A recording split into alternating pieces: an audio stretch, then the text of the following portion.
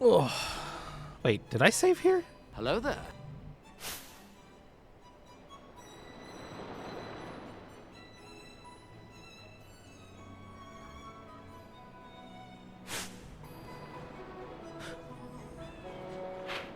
Right. Oh, I did save here. I did. Oh.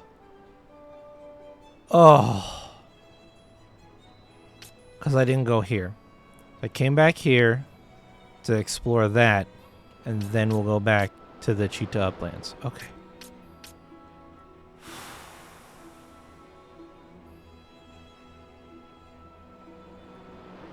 Oh.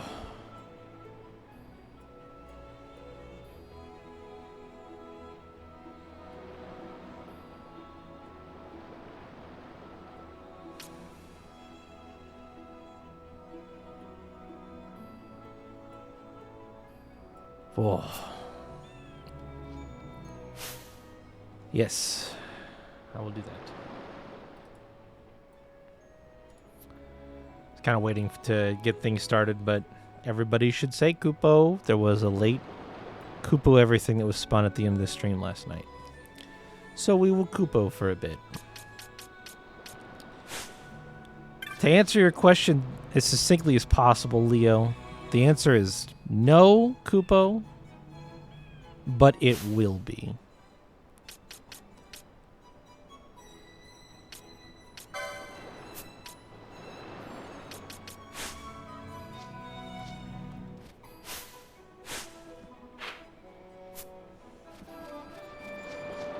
Yes. It will be. It is a momentary thing. I don't necessarily know how long the moment will last, but I do know that it is momentary.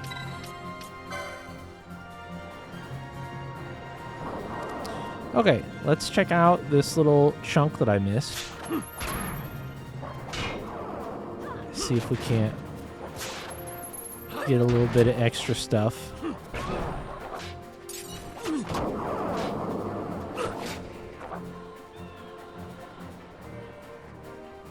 Oh boy. Alright, it's cold and you have to... Oof. I mean, I would probably dip out of the housewarming party if I was sick, personally. I wouldn't let a party stand between me and some good as hell R&R.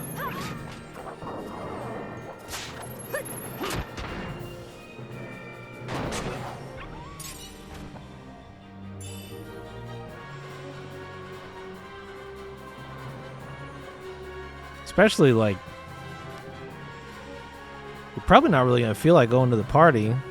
Yeah, as I say, yeah, just check in with yourself tomorrow before you, like, hard commit to going to this housewarming party. I know it's a nice thing to attend.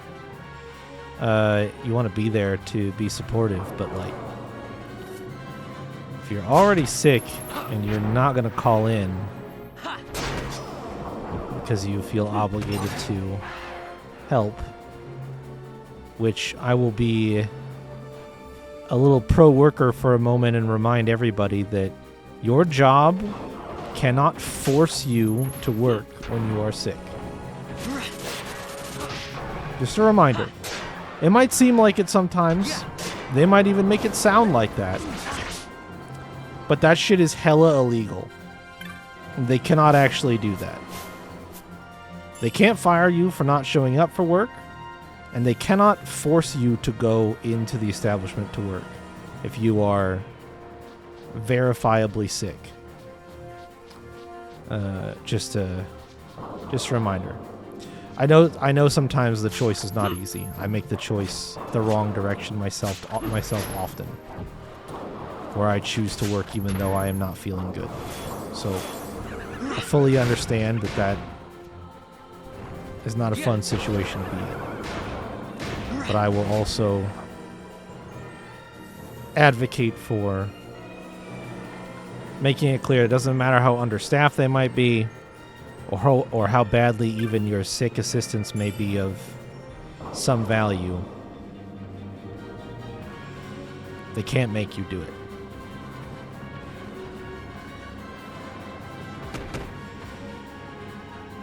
Oh, I trust me. Like, and you don't, and for selfish reasons, you don't want to be the person that puts your coworkers in that position. I get it. Because it would suck. You know how bad it would suck if you were in their shoes, and then you don't want to subject them to it. I understand. But also, that's life. Is this fucker gonna leave the zone? Where are you going?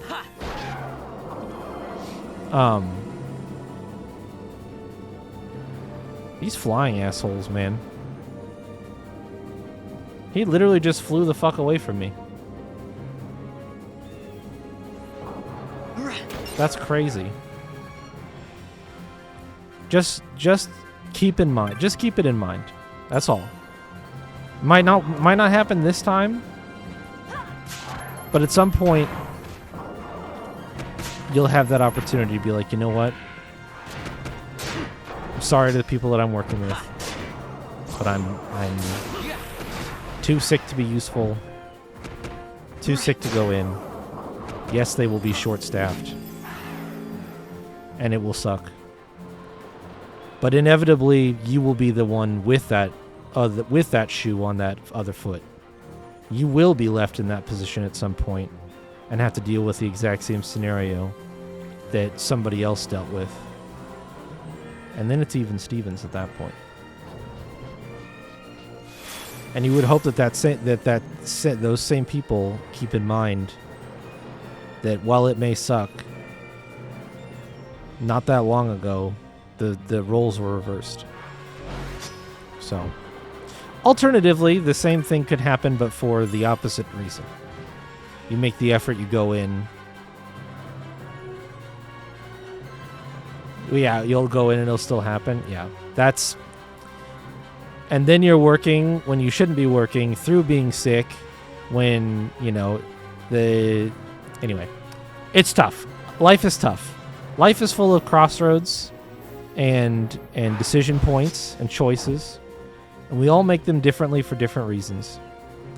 And the best thing that I can do is be an encouraging voice to recognize that there is nothing forcing you to do it.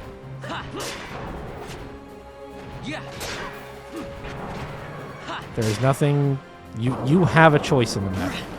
You might make the same choice, and there's nothing wrong with that. But it is a choice. Even if it feels like a shitty one or a tough one or one that you don't want to have to make.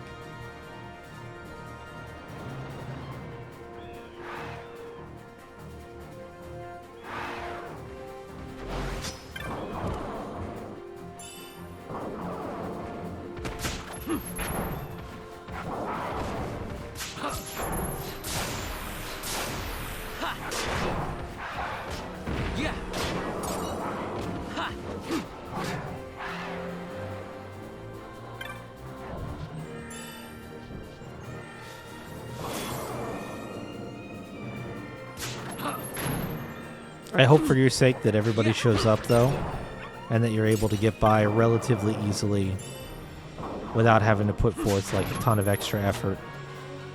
Normal crew size makes being sick a lot easier. Being sick and still going in. So...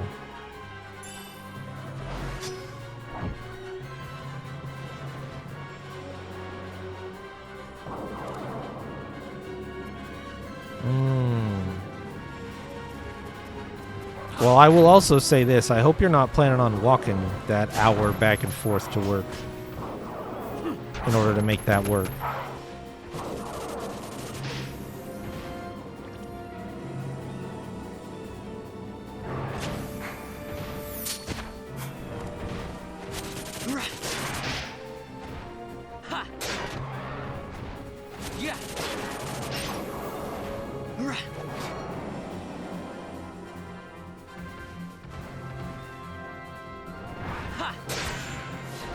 Bosch is over here 1v5ing these guys.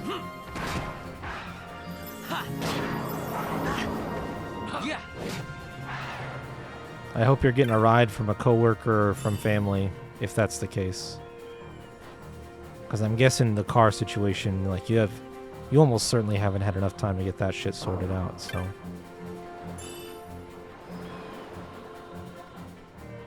Although if you have, that's great news, but...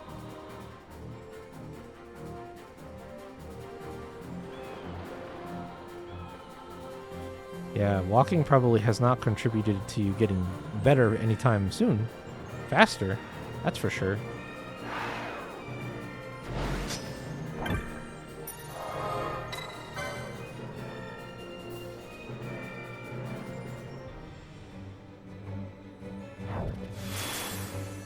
Alright, let's...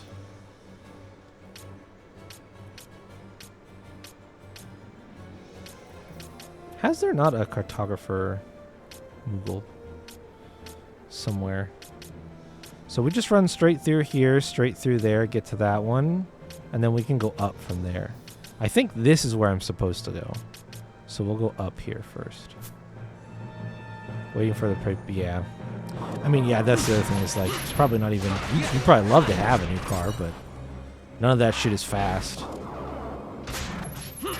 None of that shit's fast when you need it to be fast.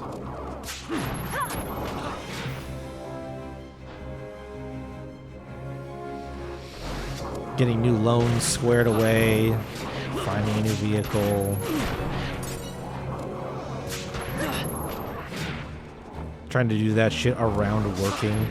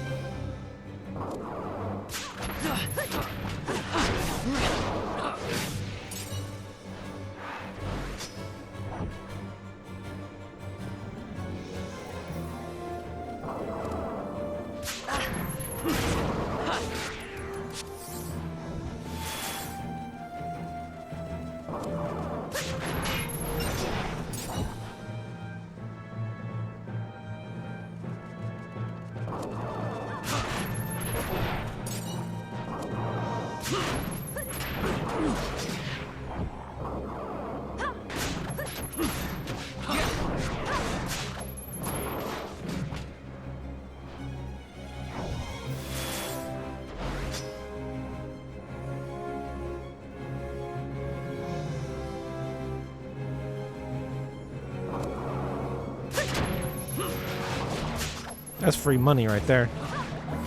That's what we call that. We call that free money.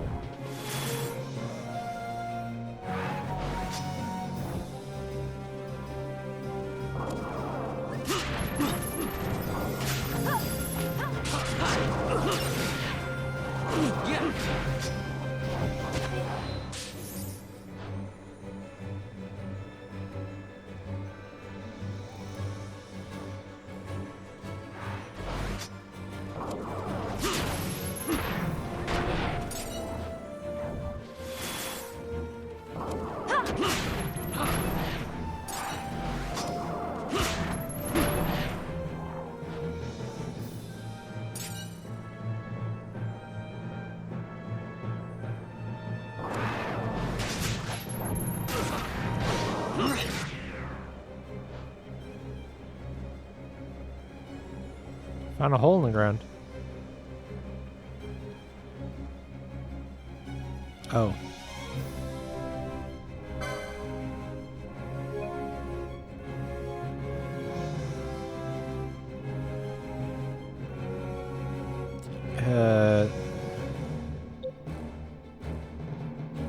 Okay.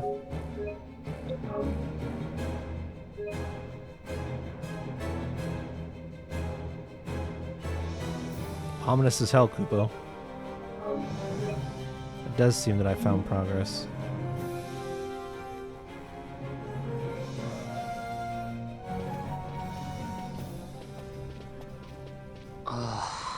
Hey, You sure this rabbit hole's really the way into Arcades?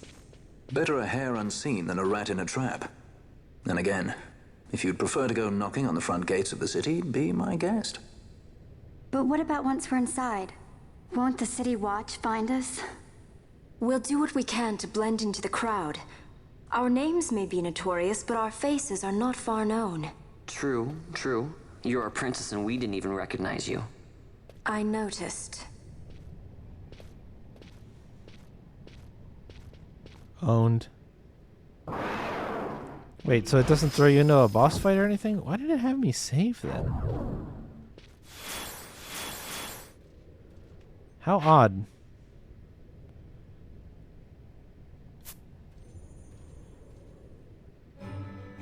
And you can just walk out.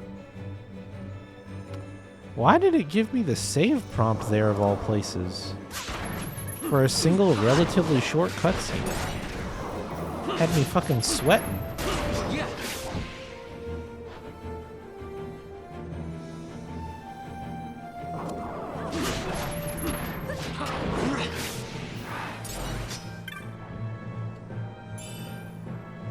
$94 gil, Kupo. Sweet.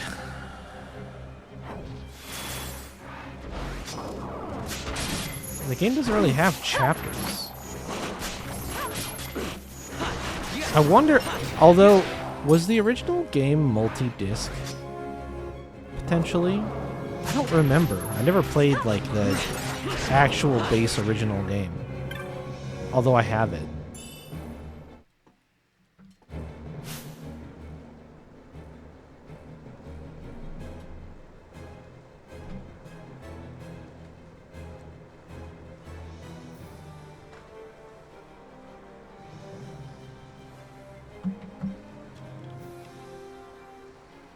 PS2 Final Fantasy 12. No, single disc. How odd, Kupo.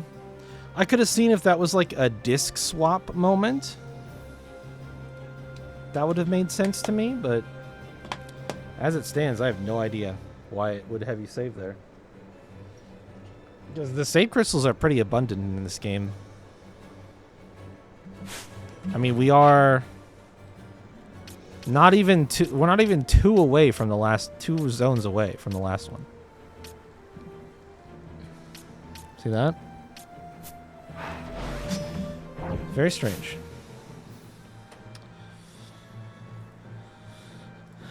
Let me do a tiny bit of maintenance, and then we will spin the wheel. I gotta get this queue cleared up really quick, Kupo.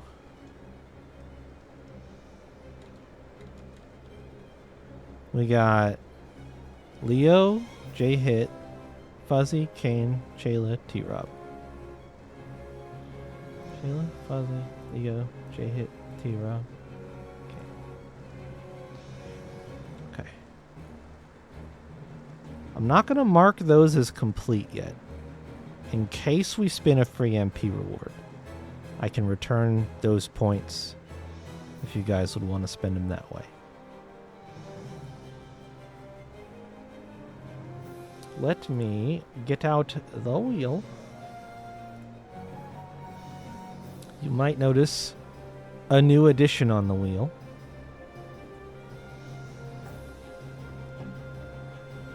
Does anybody have anything they would like to do prior to me spinning the wheel? Any modifications or adjustments to the wheel as it stands?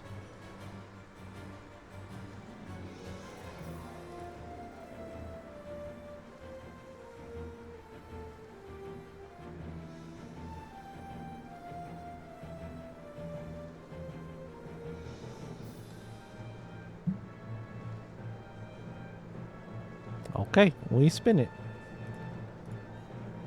Kupo!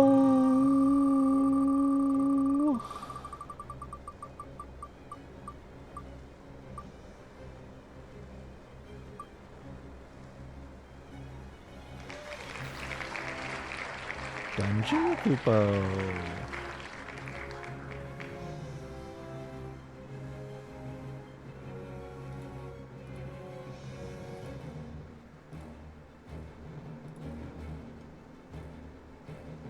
Level 23, Kane.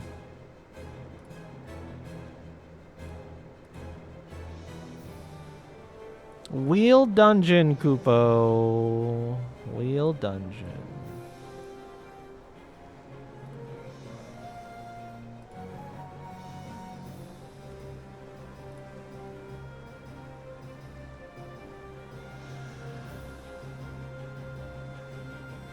The cry for again.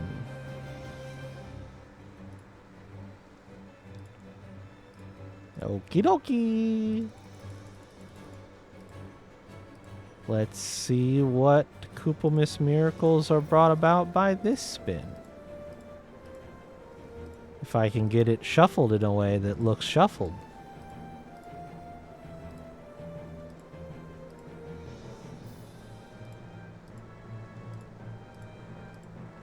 I have enough unique...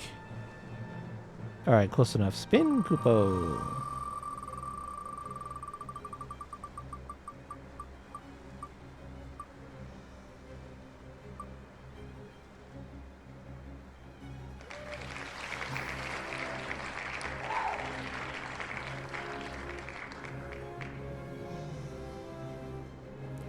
One spin, Koopo. Two spin, Koopo. Red spin, Koopo. Red spin, Koopo.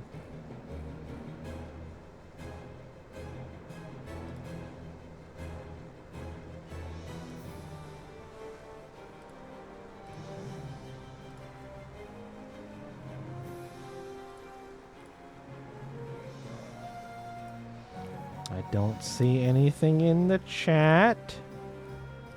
So I will add another purple Koopo. Now that's a fucking shuffle.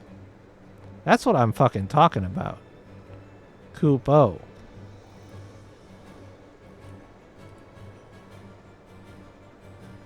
Alright. We're locking it in and keeping it easy on me.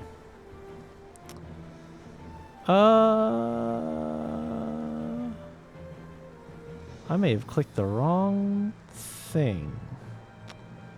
1, 2, 3, 4, 5, 6. Wheel dungeon 2, 3, 4, 5. I did click the wrong thing. T-Rob is in a crazy game of chance. Thank goodness this shit shows up in my chat history too. I accidentally already marked your wheel dungeon complete because it came in when I went to click Chayla's spin reward complete and got eaten. And I almost didn't even notice it, Koopo. But it's okay. We're good. I got your... I see that you did wheel. I see that you did wheel, so I will mark it accordingly. Just kind of crazy how that happened, and I was like, wait a second. Something seems wrong here. What just happened? Jayla, Fuzzy, Leo, J-Hit, T-Rob, Kane.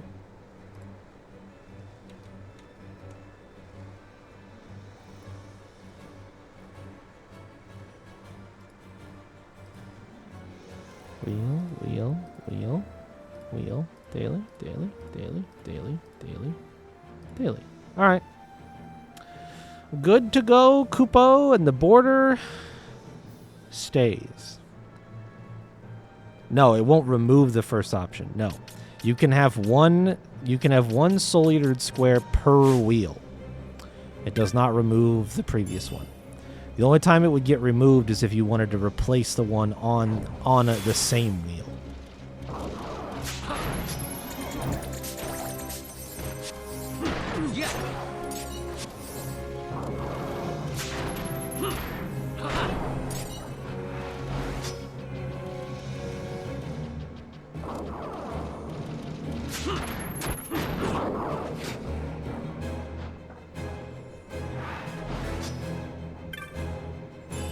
Also, you guys have... Ooh, Blanca. Can't use that.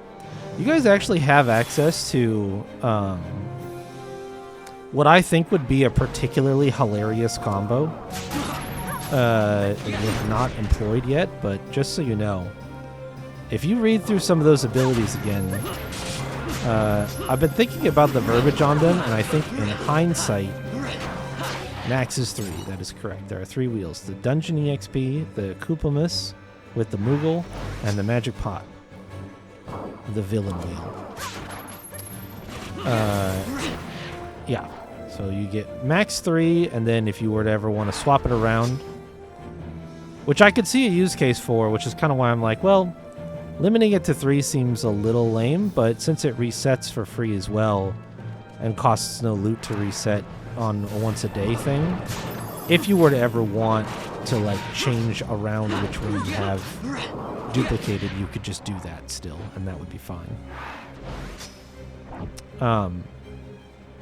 But there's nothing stop like every little bit, like with that Soul Eater revision, every little bit gets duplicated. Every aspect of the thing that you are duplicating gets duplicated is maybe the vaguest but most straightforward way that I can put it.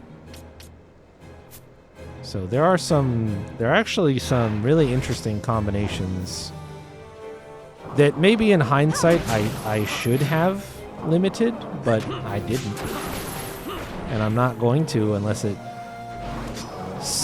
does somehow become a crazy problem, which I don't think it will, but I do think that there's some funny things with loot recharges that could happen with the way that the wheels look now. They could look very different.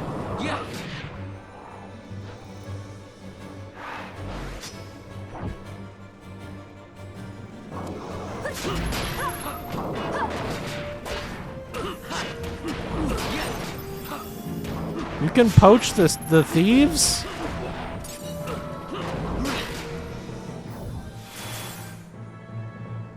That's crazy. Parallel arrows.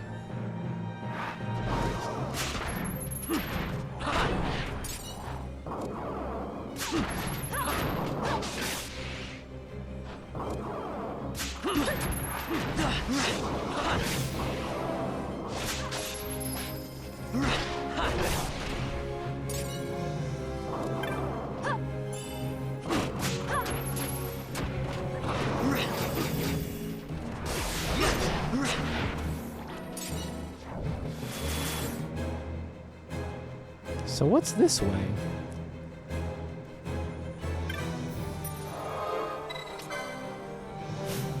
Oh, rocks. Unpassable rocks. I see.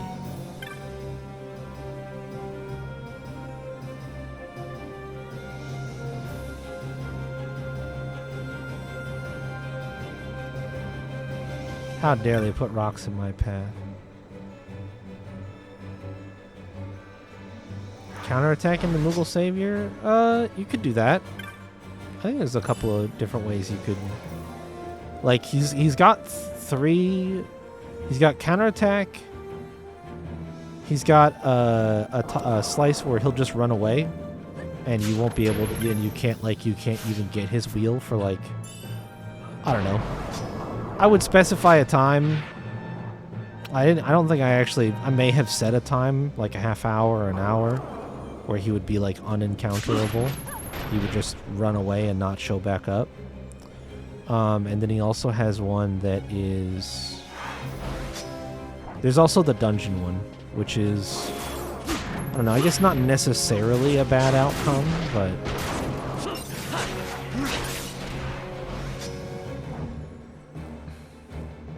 I could see not wanting to land on it.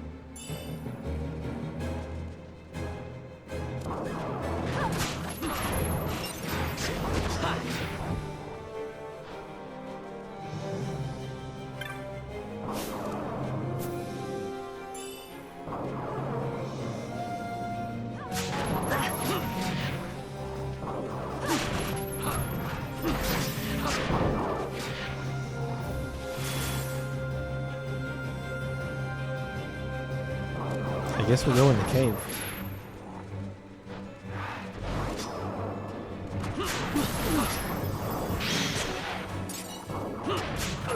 Oh, we chaining. Oh, we chaining.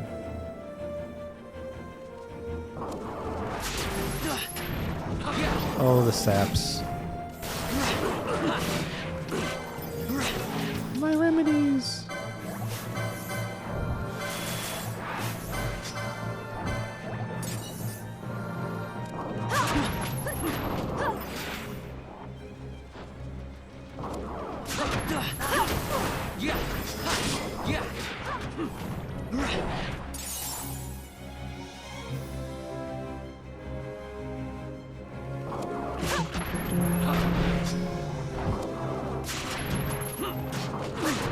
It's nice that poaching doesn't interrupt your chain. Like you can oh, well, that's gonna, well, we're gonna go on game, so. Chain's gonna be gone, Kupo. Goodbye, chain. Let's go say hi. I wish they would pronounce the name of this place. Sochin? Soken? Sochin? Oh, we got zombies. Hello, zombie. Thank you for the strip of maggoty flesh. That's my favorite kind.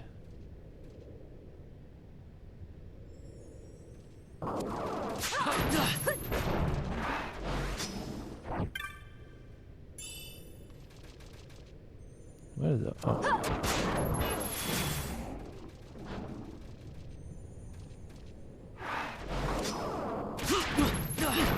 This place is kind of crazy looking.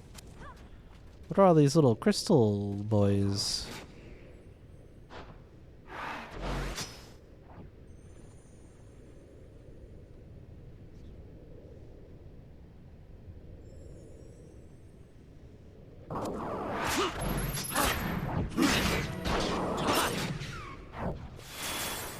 Demon feather.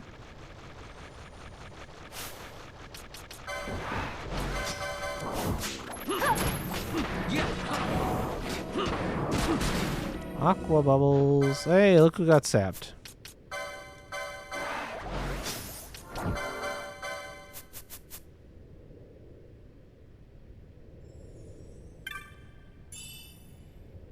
In the most shocking twist ever.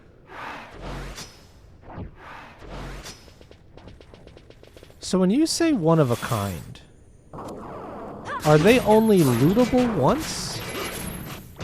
Or is the loot that they drop unique? Oh, bye, Bosch.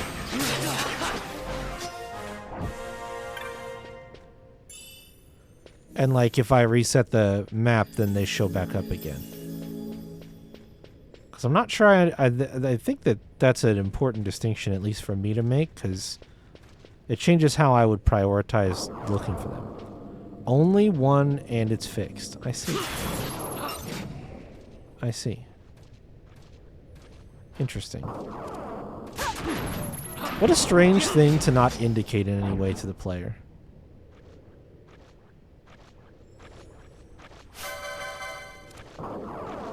Like, they have the exact same visual design, as far as I know. Like, there isn't really any way to know, like, oh, this one always drops this thing. And, are they guaranteed spawns as well? Or are they random spawns still? Because that's the other thing I find really weird when discussing the treasures in this game. It's like, trying to determine how hard you should even look. 'Cause it's like, okay, well, to be honest, I really would have expected a chest somewhere back in this corner. It's off the beaten path, and it sort of dead ends up there in a weird way. But I found nothing. There were no chests there. So does that mean there could have been one, but it didn't spawn? Or does that mean that there isn't one? And I'm just... They are... Okay. So one of a kind chests always spawn on a map, can be looted once, and don't give gil. They give something that is more interesting than a common shop item or a fistful of money. Except for one in this cave, which is 1%. I I see. It's back in that spot that I said, isn't it?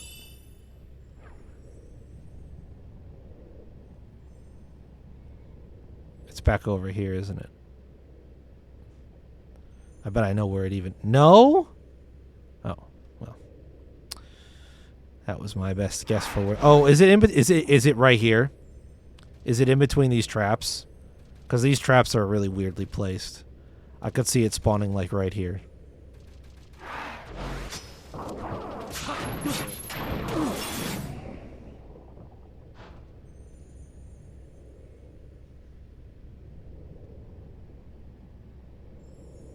Nothing else really stood out to me as like that interesting of a... Oh, did it have you save? Because it's going to put you in a boss fight right here. Soul Ward Key. I have that?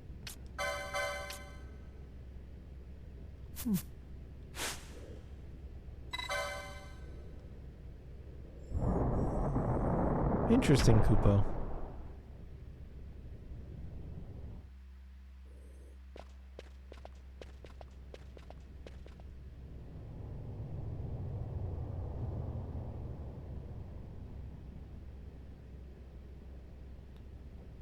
Is there an Esper boss here? Oh. No, it's these little shits.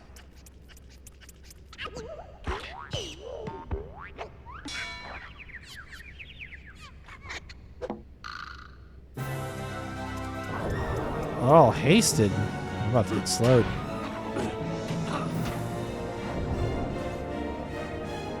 Come here, you little fuckers. I'm trying to steal from you.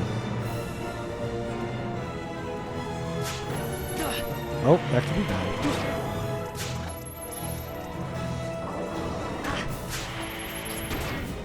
Okay, we're getting a lot of whiffs. Oh god. Oh god, the status effects. Oh, I probably can't. Well, you know what? Actually, I'll leave Poach on.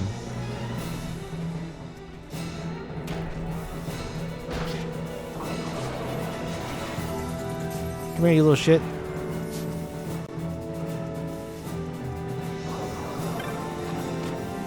Yeah. Nope, okay. Poach needs to come off.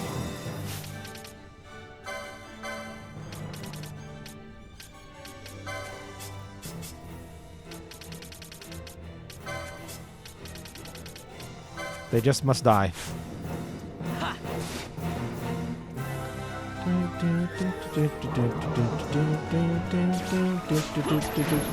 Gimbal stock.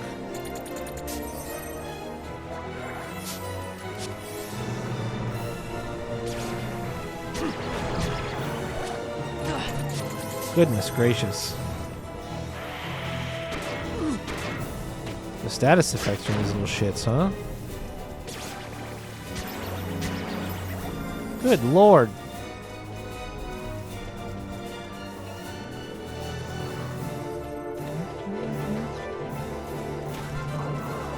Fight me!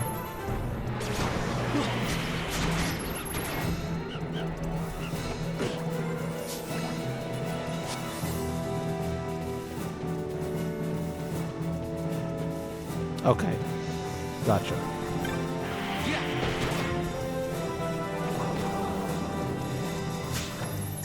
Stop trying to steal from him. Kill.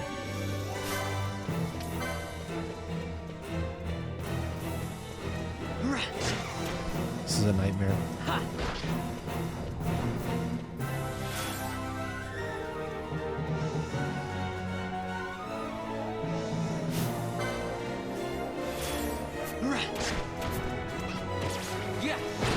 Smite them.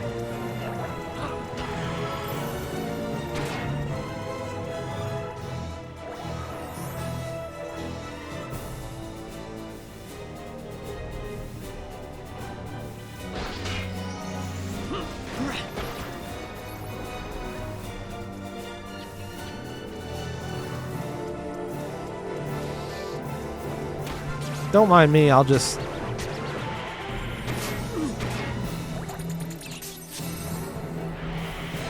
Get absolutely stun locked by status effects in this fight. Just kill one of them, please.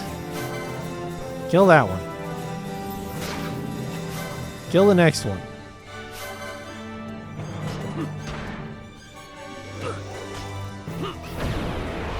Wow. What an encounter.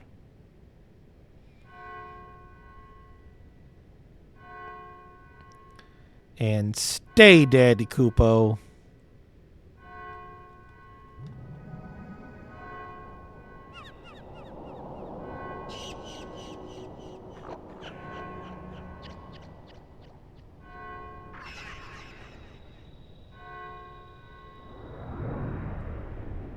Let's be honest, their spirits are going to hell. How dare they float up like that, Kupo? They're going to hell, we all know it. Don't lie to us, game.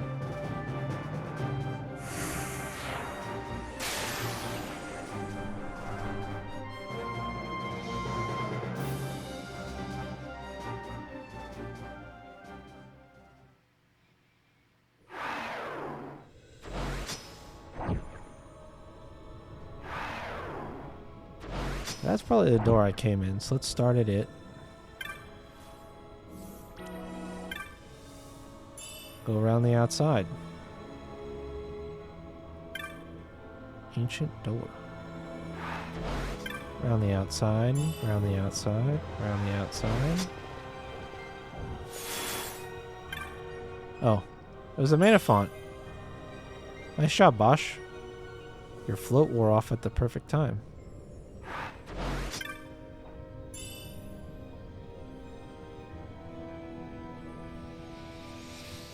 Okay. Appears that there are two exits, but they also appear to go to the same place.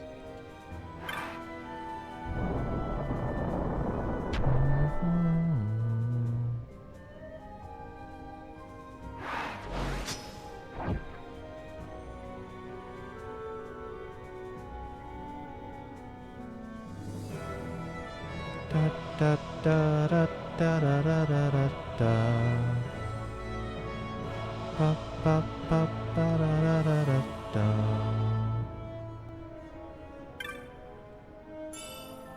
Haste Gamote.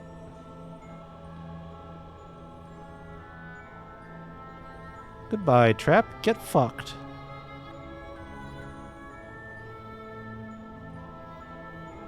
Goodbye, Trap. Get fucked. Oh, cash money. The haste emotes one time only? Really?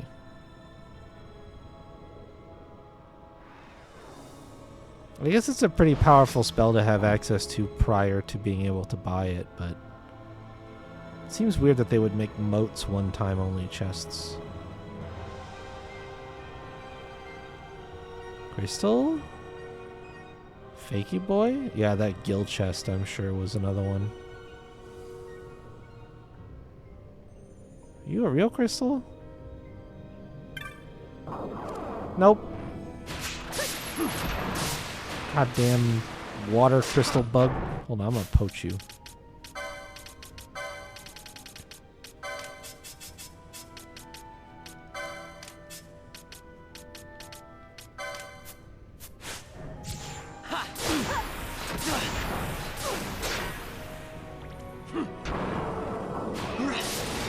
Nope, never mind. No, I'm not.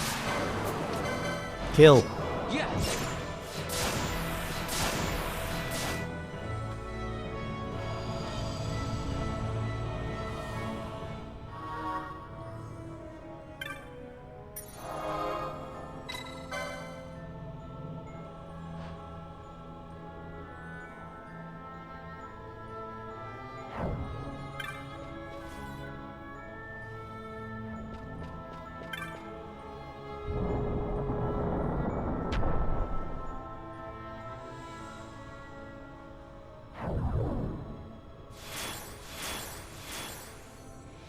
I don't remember this dungeon very much.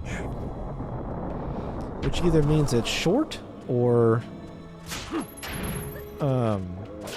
My memory is bad. Or both. Yeah.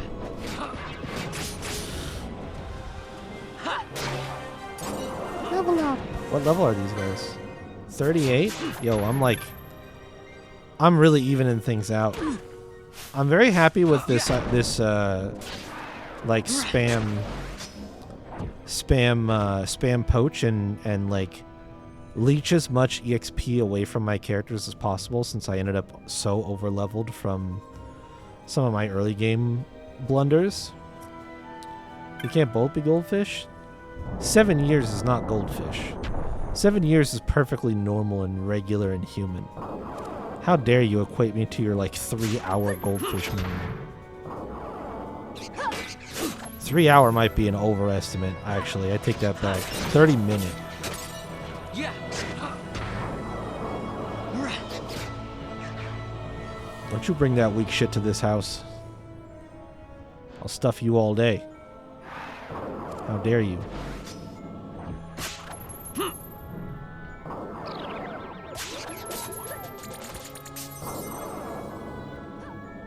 How dare I be right? Yeah. It's fine, you'll recover.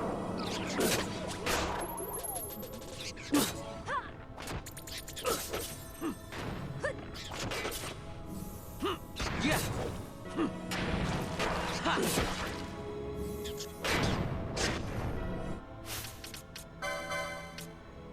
Why are you still highest HP?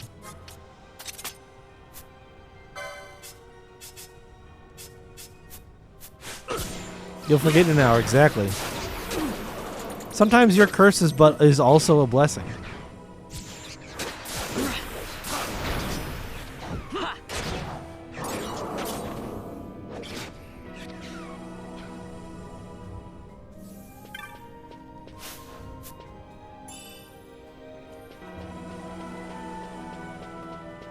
In an hour you won't remember that it's a blessing, but sometimes it is.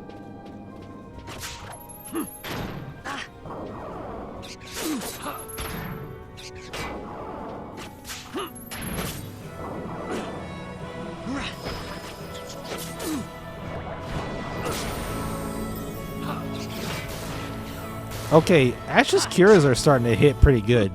Yeah. 1600 hit point Cura?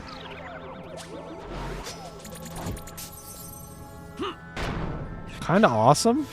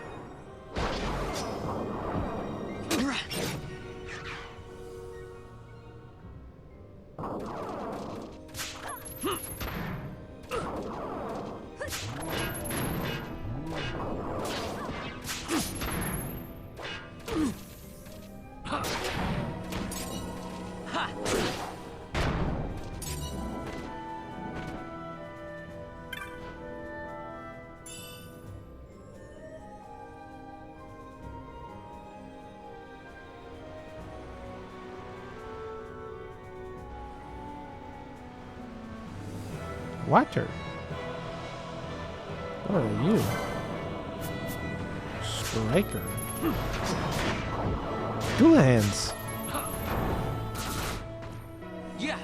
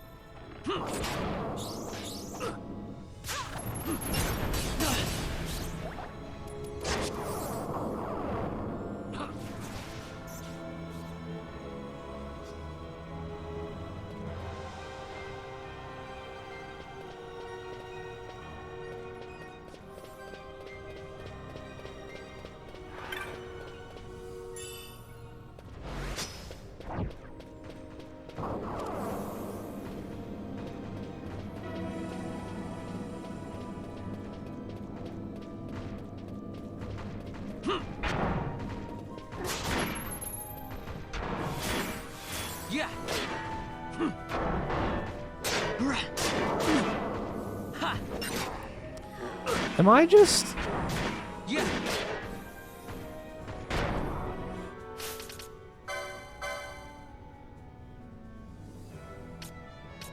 Foe lowest HP.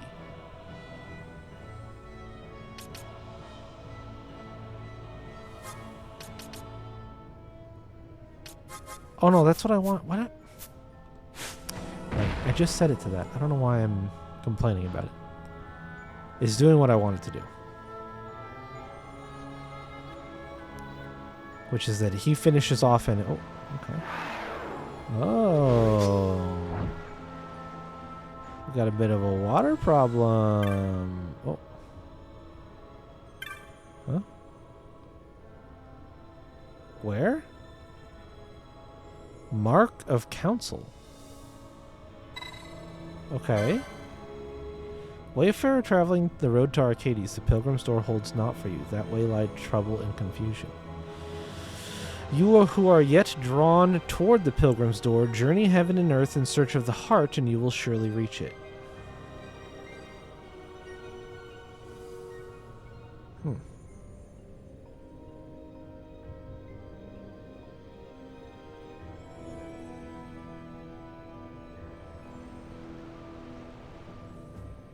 It doesn't really mean anything to me currently.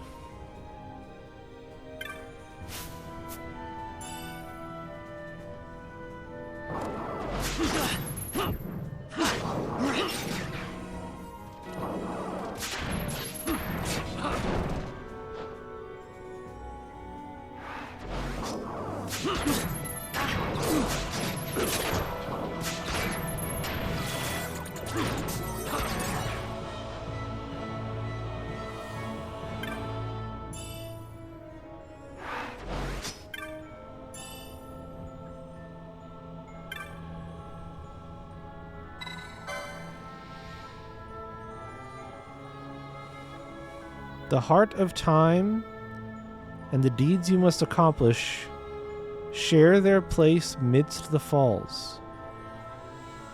From the heart look north to heaven. From the heart step south to earth. Walk in time's footfalls to open the way.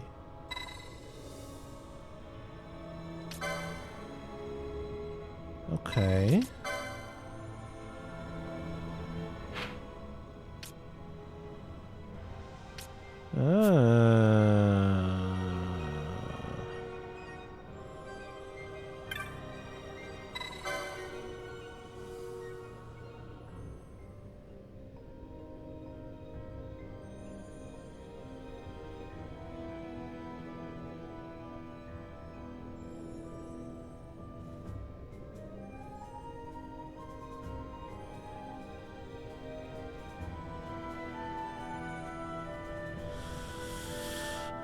From the heart look north to heaven. From the heart step south to earth. Walk in time's footfalls to open the way.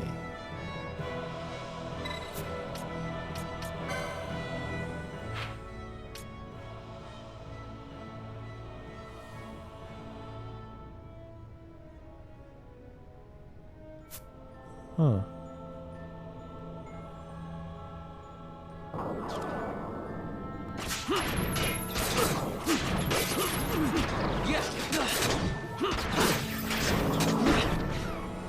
Yeah, I can't help myself. It once again brings questions to my mind of like, I don't recall perceiving this in my original playthrough. And I'm really just, it boggles my mind a little bit because I think about how much my interests and attentiveness in games has changed over time. It's very intriguing to play an old game and think about, or play a game that you played previously and think about what things you're doing differently. I find that to be probably the most interesting and fascinating thing about doing these Final Fantasy replays. Because it becomes so immediately more apparent to me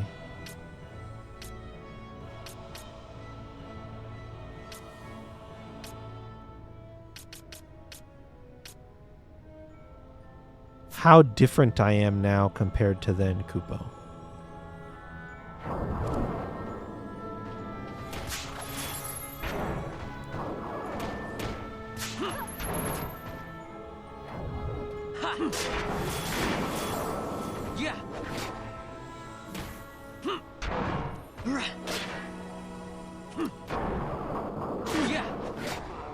Yeah, see, the sense of adventure that I think you would normally try to open yourself up to and experience when playing a video game, yours is suppressed by your need to succeed. Mine is not. So, something I've tried encouraging you to do many times is to give up on doing things the correct way or worrying about winning. Because I think the enjoyment of the process of experiencing the adventure would open up your mind in a way that would be really helpful for you. But you haven't heard the message yet. So I will keep preaching. I believe in a day where that is a truism that you fall back on, but for now, your rigid conform. The fuck is that bow? It's cool. I was commenting on it earlier, J-Hit, maybe like a couple days ago, but even more so now, I cannot help but see there's like so much DNA for Final Fantasy XIV in Final Fantasy XII. It's crazy. It's crazy how often I'm like, oh, well, I know where you know what? I'll do you one. If we go in here and look at the enemies from not the Tomb of Wraithwall, the other old place we went to. Still Shrine of Miriam. Check this shit out. What does this motherfucker look like to you? Who is this? You know exactly what this is. I saw this enemy and immediately I was like, oh. Well, they just damn near ripped this model completely from this game. It's a stone guy. It's a boss that they reuse as another boss for 2 dungeons in Final Fantasy XIV. The normal and the hard version of the ruins in Southern Thanalan that I can't remember the name of. They used to use this game's gambit system for bosses in 14. That is crazy to me. But this is the final boss of the normal mode version of the dungeon. What the fuck are those ruins called? Sunken Temple of Karn. This guy is from Sunken Temple of Karn twice. And you know what's even crazier? I'll do you one even more. I'll go one further. Recognize this piece of shit?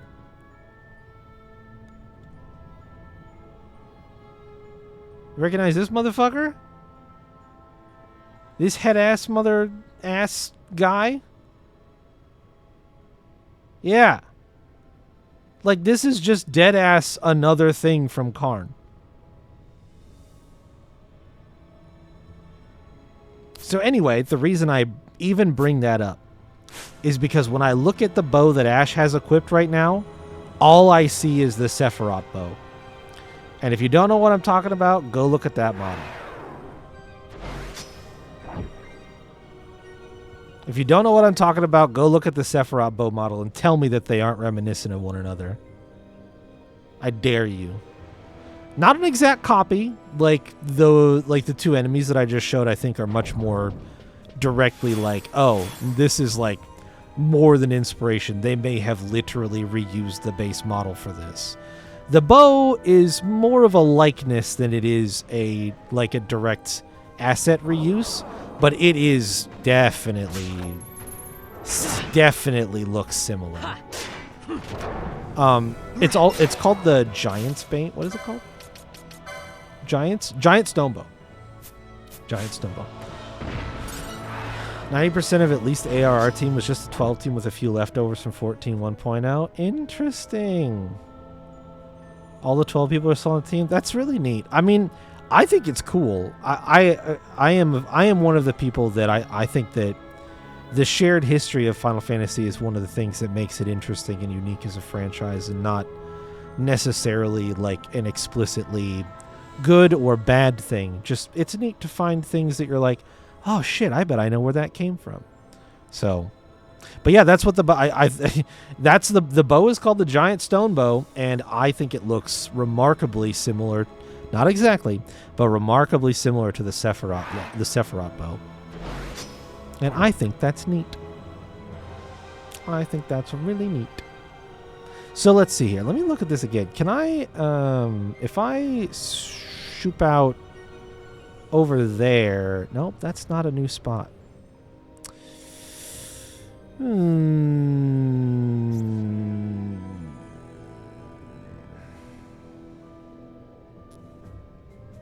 Yeah, well, I mean, and like I said, any smart, self-respecting company would make assets that they're able to reuse.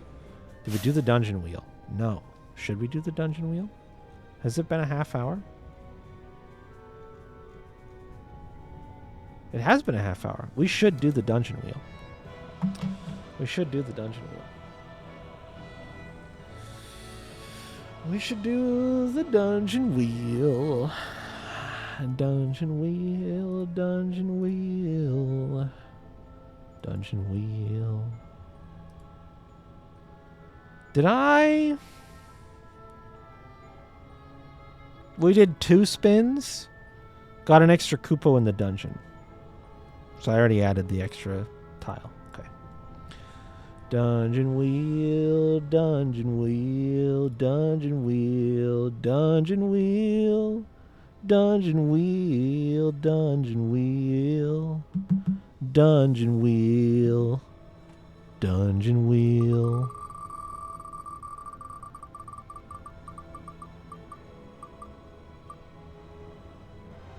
Oh, is it gonna make it? It's not gonna make it.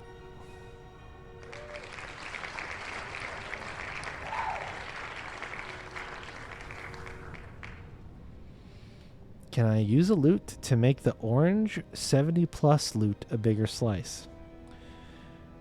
Remind me again what I wrote down for how your ability works, Kupo.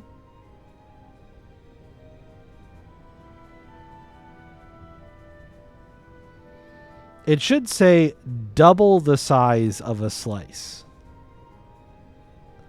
I have written down double the size of a slice, and technically it says for the next spin, but like I think I kind of already said that like I don't think that should be like a temporary effect, like it's persistent. So you can kind of I think it says that on the cheat sheet. You can kind of ignore that bit. I'm gonna double the size of a slice. Period. I updated my cheat sheet, Kupo. Yeah, it says a slice. Yes, I saw your message, Leo. Don't you worry. So, I'm not going to say that you should definitely just do that, T-Rob. But I am also going to make it clear to you that there's nothing stopping you from redoubling a slice that has already been doubled. And one of the other side effects of part of how I was thinking about doing this, but ultimately have kind of changed my opinion about how to do it, and I will probably carry this modification over to these other wheels, but this wheel doesn't show this change. Technically, these slices have different weights, and my intention with the amplifier ability was to allow you to double its weight.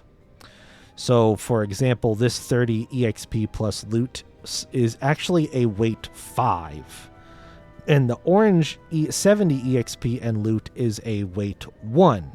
Well, doubling 1 only gets you 2. But doubling 5 would get you 10. And so also by that extension, doubling this one that you already doubled from 1 to 2 would go from 2 to 4. So just something to consider. I think it's most effective on this wheel, but it could be effective on other wheels too. It's just that all of the other weights on the other wheels are 1. And I probably should have revised this wheel to do the same thing. But ultimately, you can use your ability to drastically scale up the size of one slice by expending a bunch of loot if you so desired. Just so you know.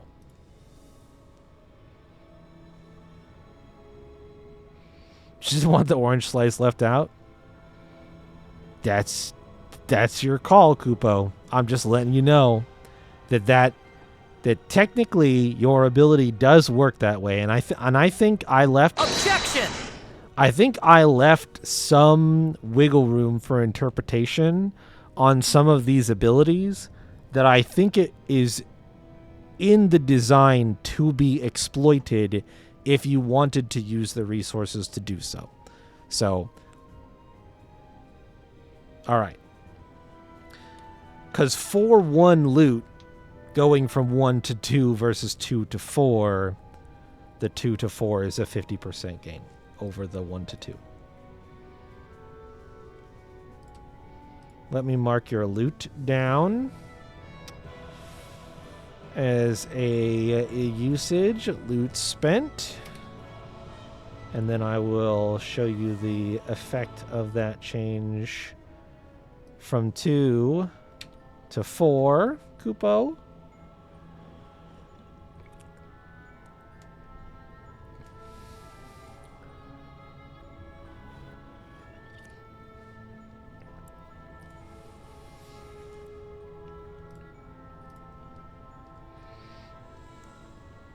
And this is where I think it could get interesting, some of the other interactions that I put into some of these abilities where, you know, I do think, like I said, let me make a note of this. I want to make a couple notes for next year. For next year.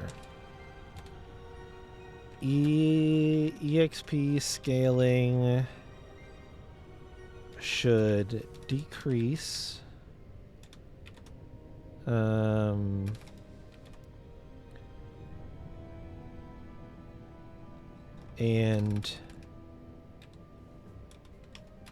all wheels should have single weight slices to start with, can use duplicates to duplicate slices to weight odds.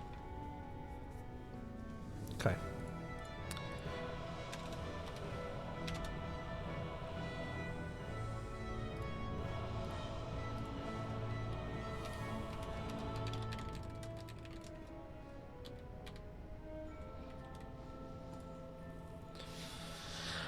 Okay, and I will mark down 70 and loot instead of the 30 that was spun from Leo's ability.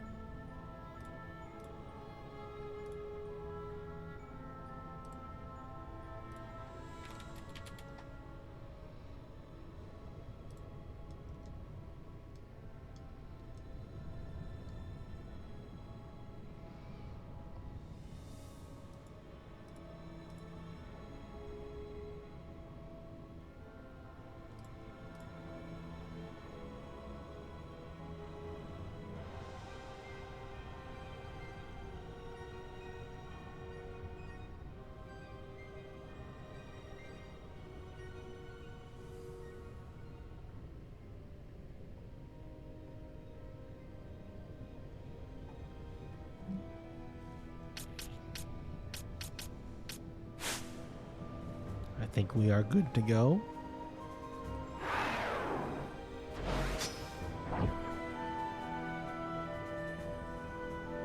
I don't know if I 100% know what you're talking about, Kane. I'm trying to parse. Oh, I see. More information for context. Speaking of riddles...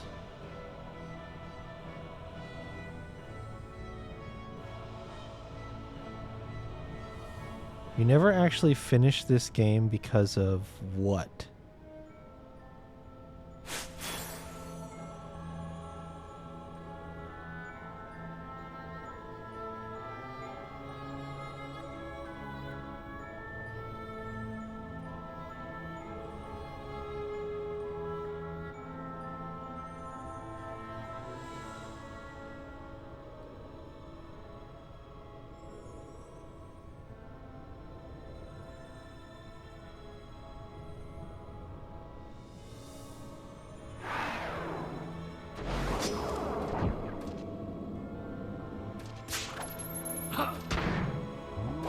Yeah.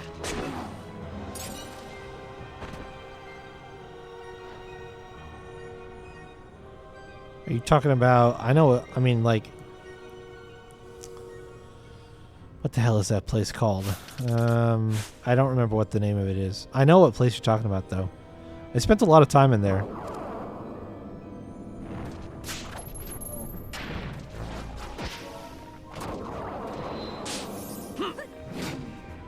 Yeah, no, I am not there. I am here. We have a bit longer before we get our first taste of that place. Hurts you in your nose? Well, hello there. What's wrong with your face? What the fuck is going... What the fuck?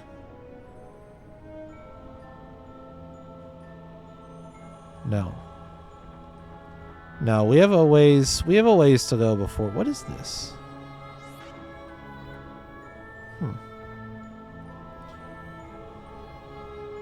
We have a ways to go before we get there. Unfortunately. Oh, Mark of Council. Wayfarer traveling the road to Arcades, the ascetic store holds naught for you. That way lies trouble and confusion. You are yet drawn to the ascetic store. In circles, travel from land of sun's birth. Stray but once, another day you must return.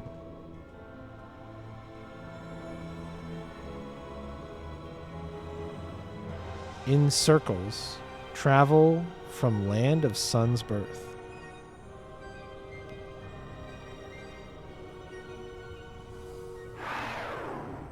Okay.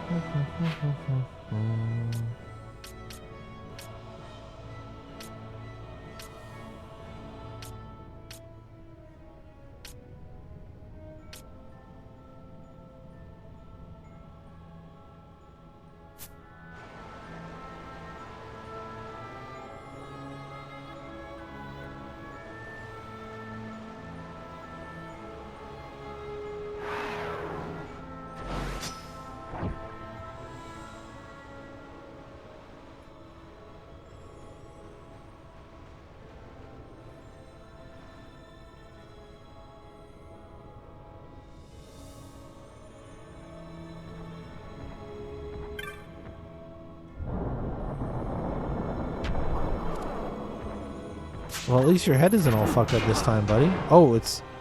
Oh, did I find a rare? That's a striker, not a Wendigo. Did I find a rare?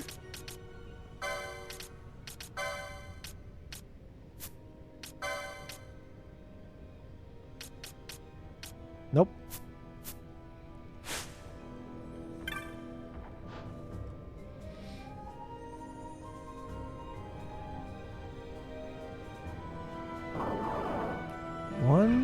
2, 3. Wait, what did it say that door was called?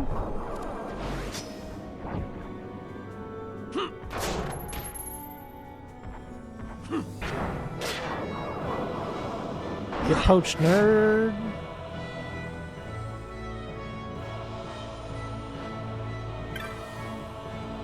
Ancient door. Door of Hours. I thought that's what it might have said it was called. Door of Hours. Door of Hours.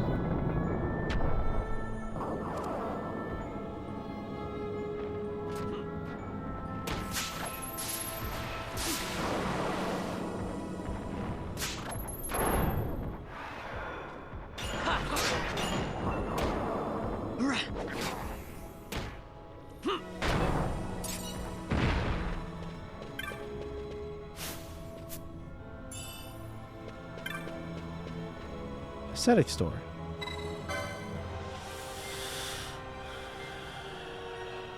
Oh. No hint to, oh.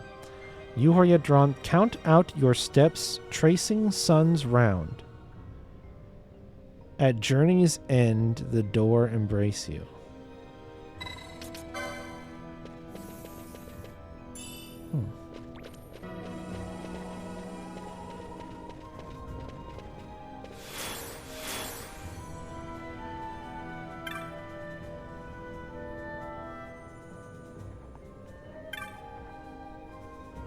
Door of Hours. Ancient door.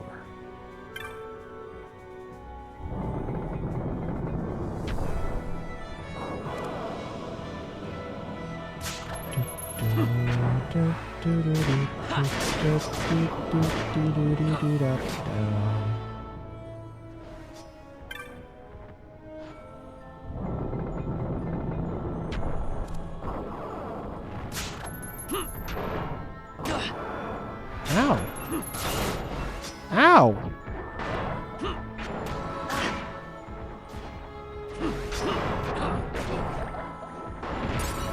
We're busy spam casting decoy. Yeah.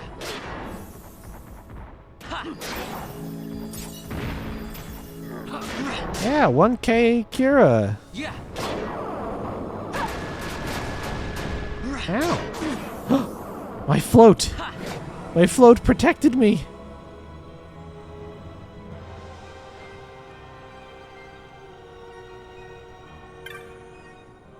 Ancient door.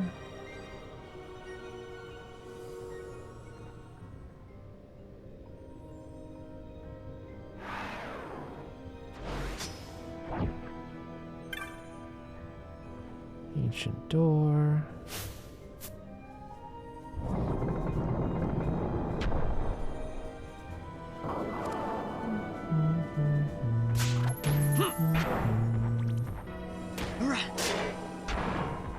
Yeah.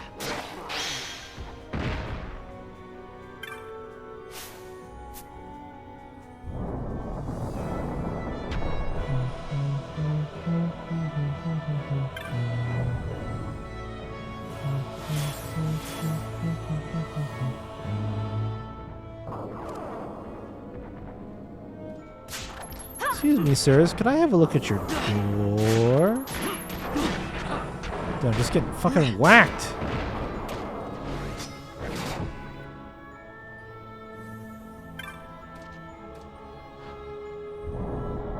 Oh. Oh. My silly ass thought this door wouldn't open. Because I forgot there was a chunk on the map over here.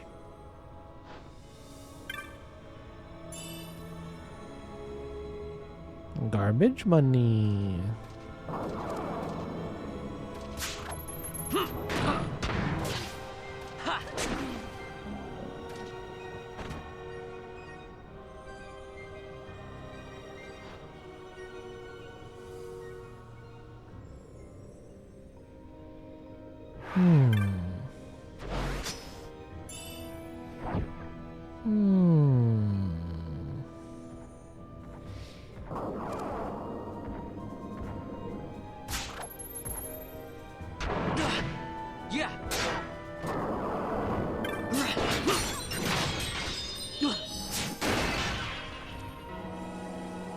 Alright, well, let's go to the center now.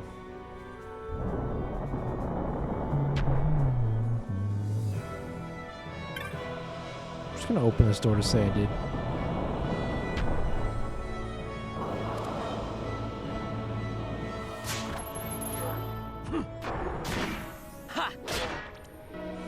Can't wait to sell all this maggoty flesh to the first shop that will buy it.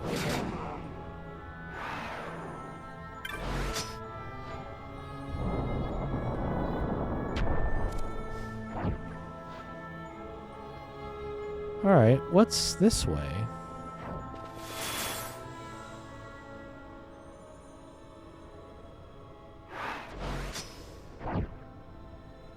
Huh.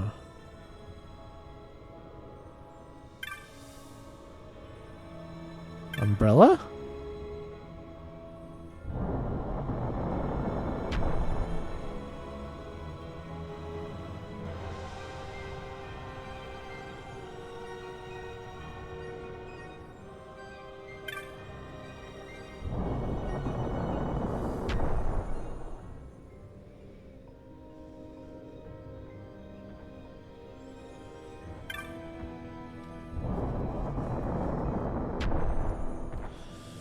Hmm.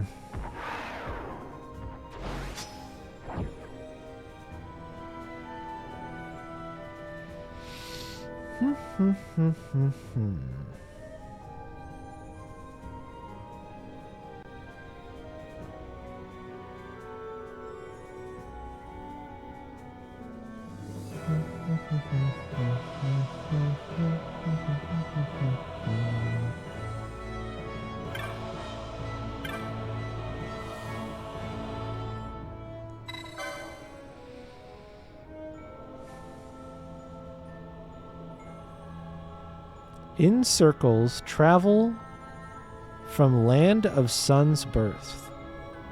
Stray but once, another day you must return.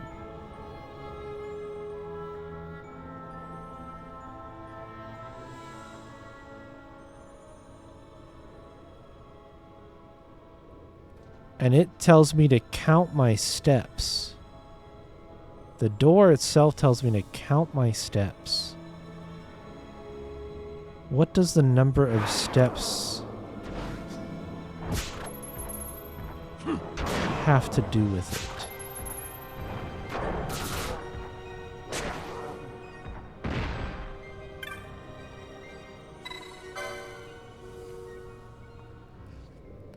Count out your steps, tracing suns round.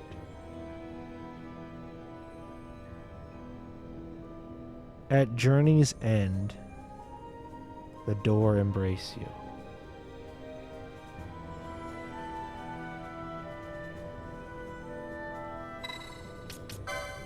Okay. Well, the land of the sun's birth is east.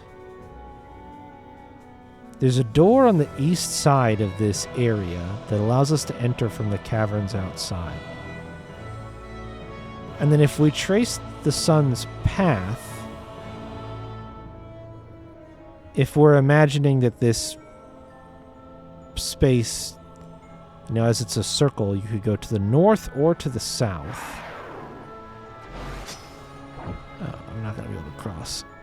I think I'm going to opt for going... Oh, that's fine. I just needed to reset this area. Because the doors... I think the fact that the doors reset is important. Because I just went through and opened all these doors, and they don't go between zones, but when you reset the area, the doors reset.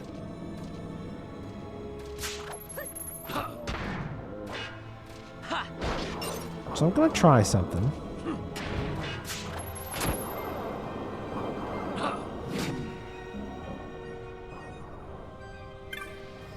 I'm going to try north, around to the west, and then try the door. And I'm going to do it, well, I can't do it while fleeing permanently, but I'm going to turn on flee when we go in so that I don't fight these guys. I don't know how important it is to be precise. Okay, we gotta fight him. Just kidding.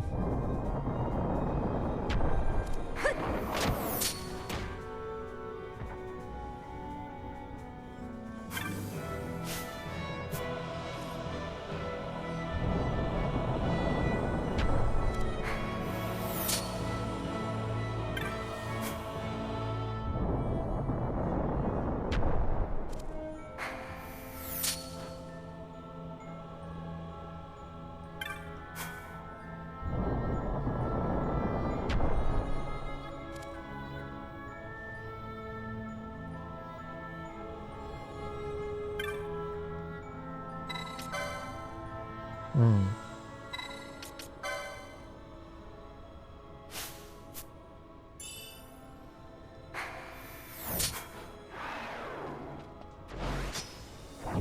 Hmm.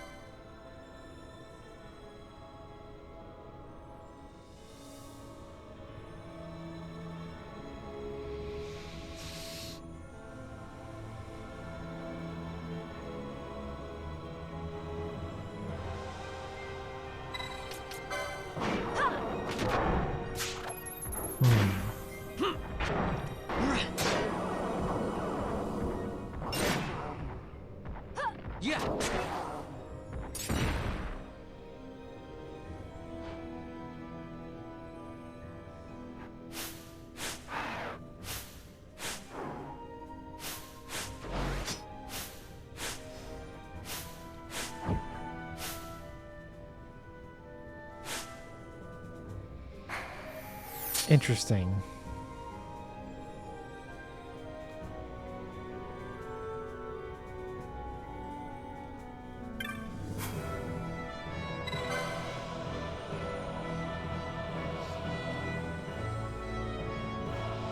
Oh, in circles. In circles.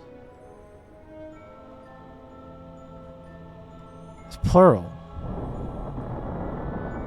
Maybe we need to do the loop multiple times, but I don't know how you would know how many.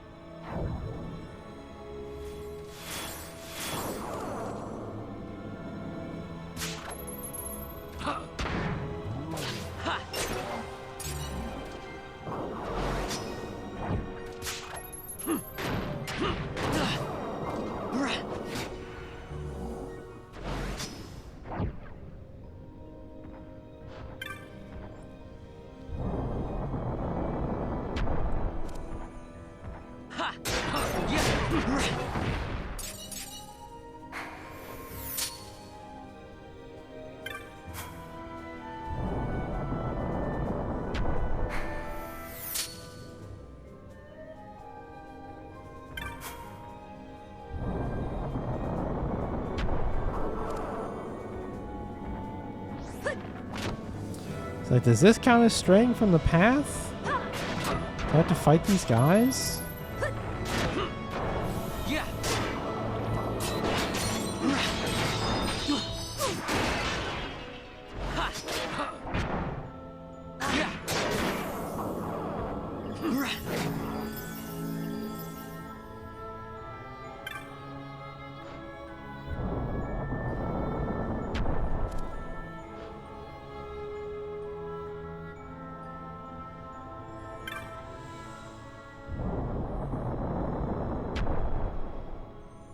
Can we cast Vanishka yet?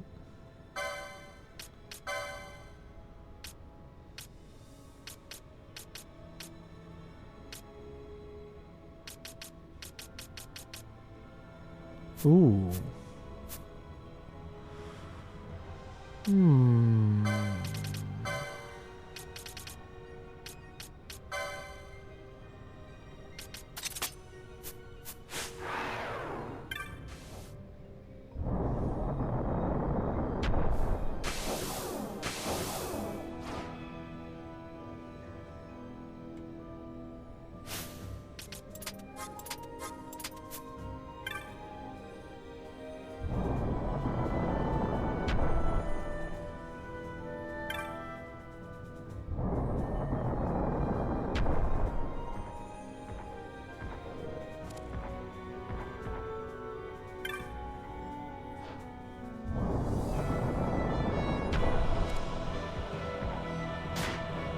How can he see me?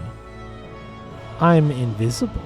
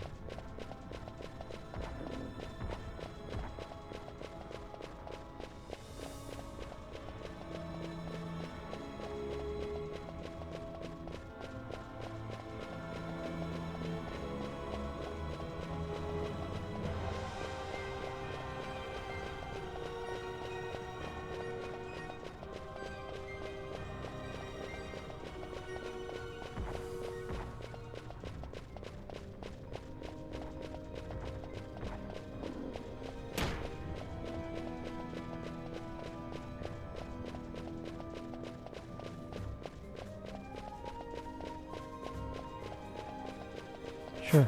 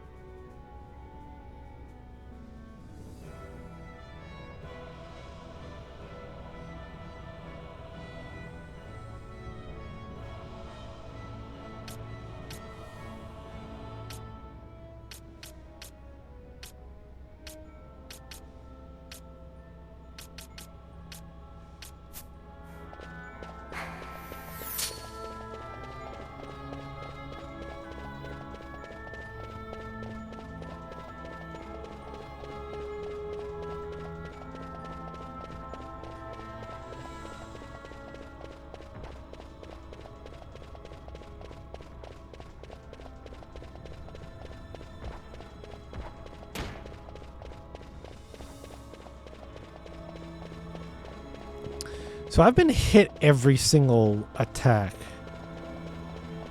So what the fuck does this spell do?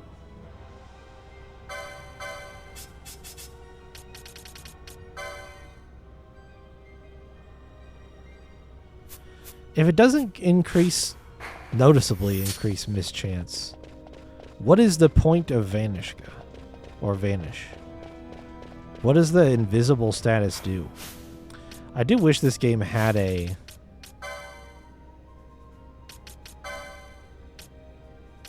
status effect, an in-game status effect description for stuff for reasons like this.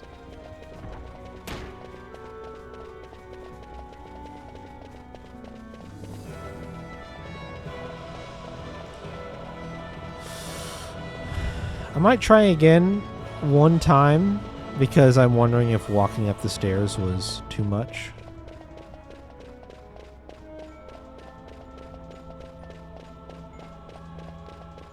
I'm also wondering if there isn't just some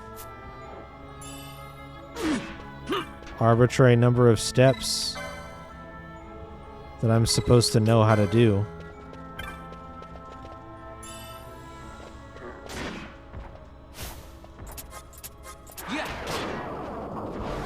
Prevents the affected from being detected by enemies who rely on oh, these are undead enemies.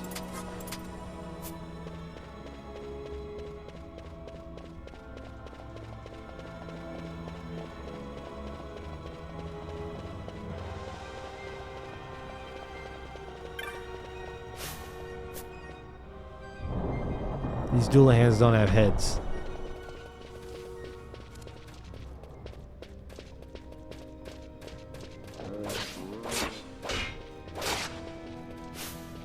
How fucking dare you, dude?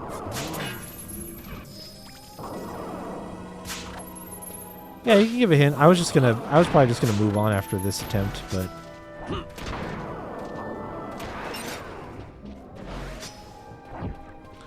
I was either gonna move on and see if there isn't additional information I can glean from somewhere else, or just leave it for another time. Or never.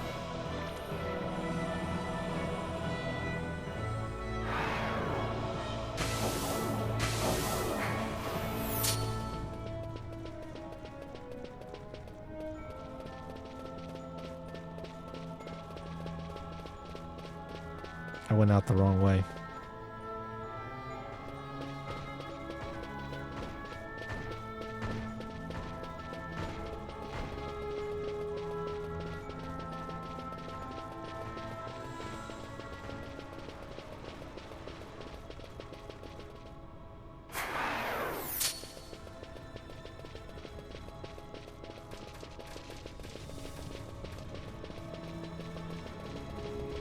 The imps can detect me?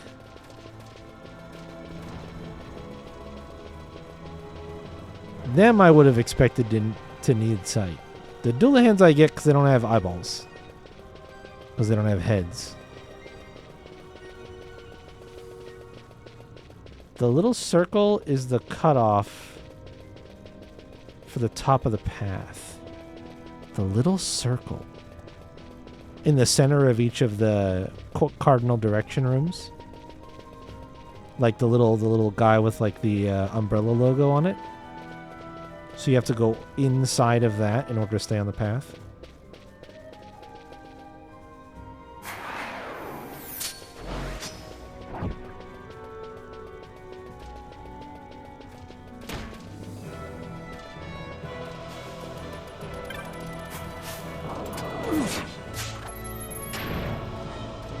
Oh, I forgot to turn my gamuts off. That's okay. Just kill these guys.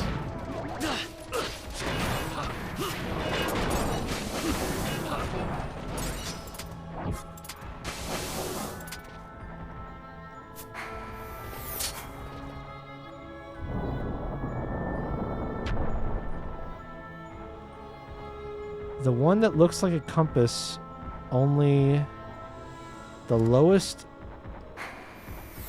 circle is part of the path. The one that looks like a compass. So you're not talking about like these things that are in the center of each room?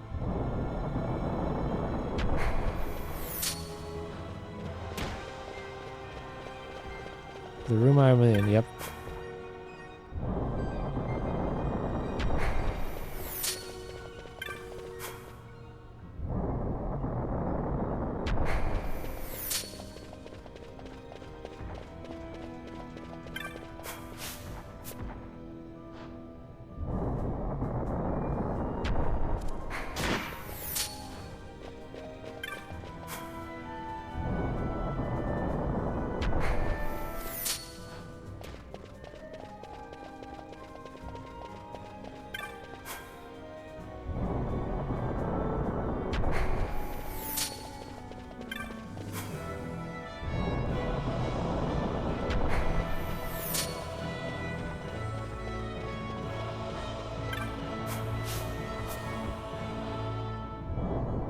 little circle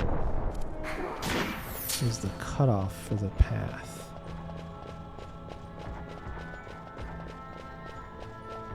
The path is through the 3 segments of the map.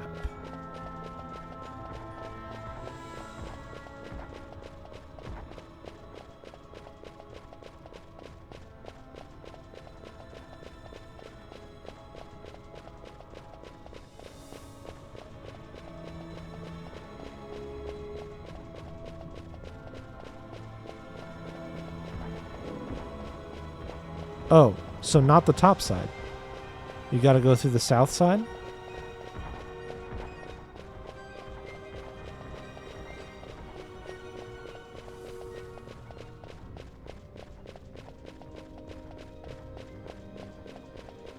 I'm just going the wrong direction?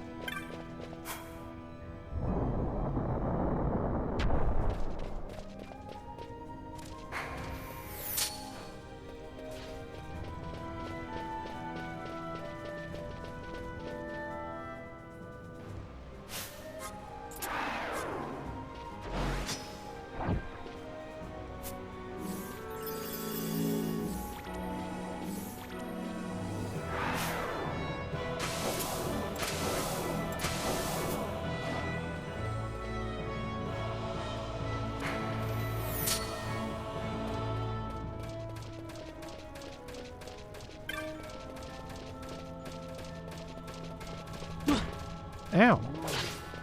Jesus. Leave me alone.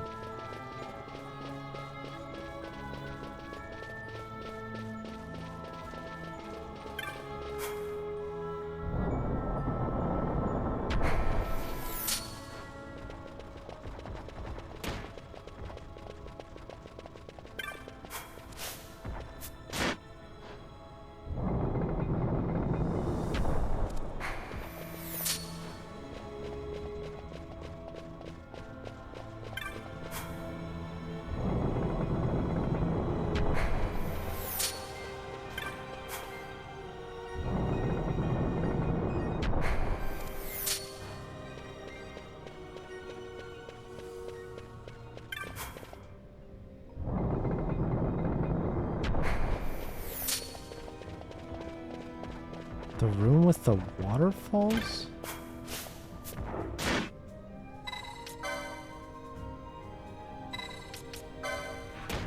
What? I'm gonna die.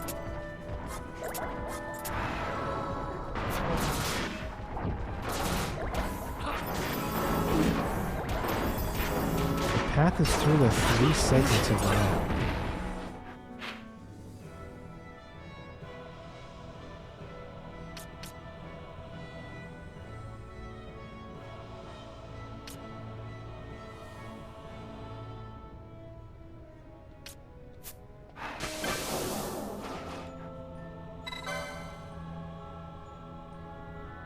Count out your steps tracing suns round. Suns round.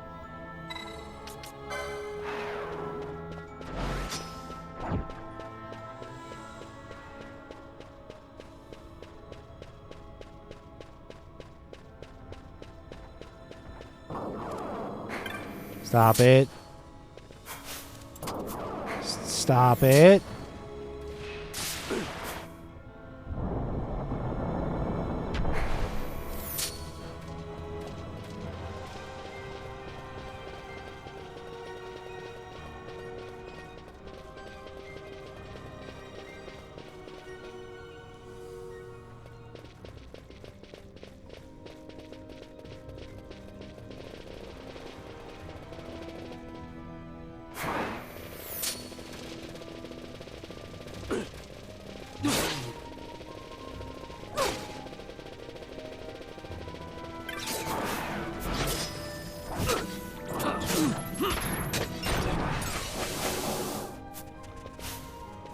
Go in the fucking door.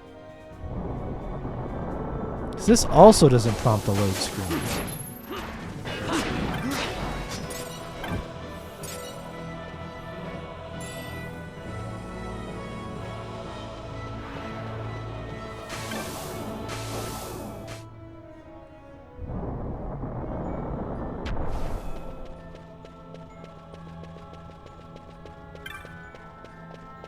That door does.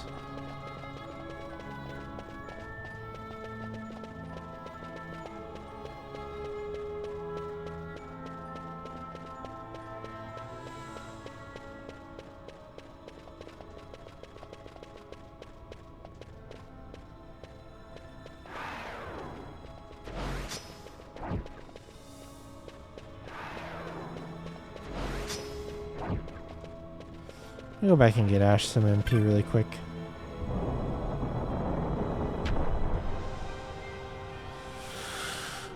Oh, we can probably take these off.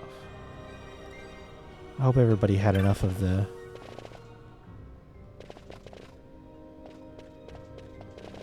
moogliness. Is there any writing in here that maybe would help?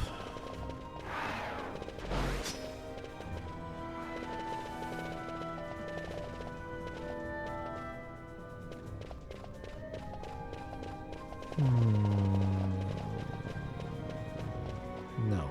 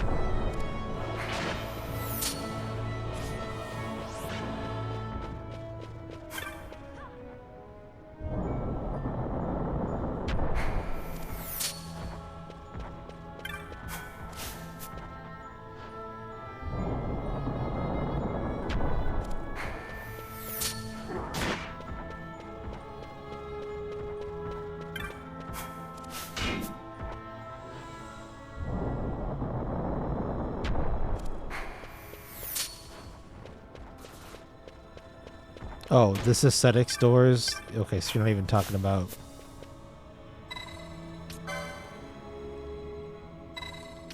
I can't do anything with the aesthetics doors, what you're telling me.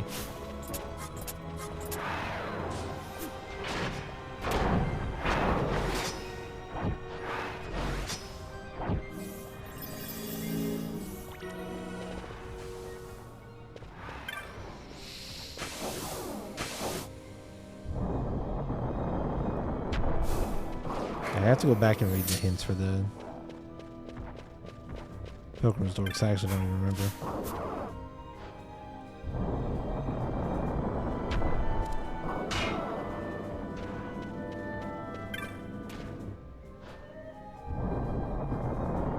So you gave a hint for a thing that I was not working on, which I'll have to reconfigure my brain to try to understand that hint in the new context. So just give me a second, because I need to find... So there's writing over here on the other side.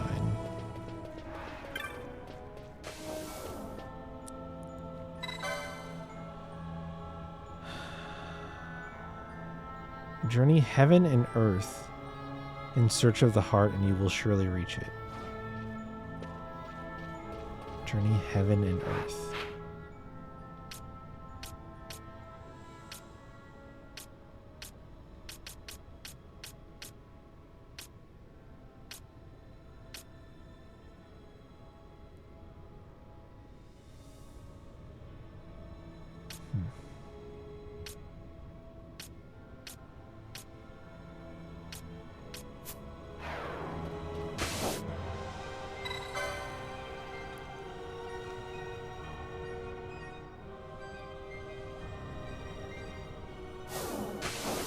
Journey heaven and earth in search of the heart.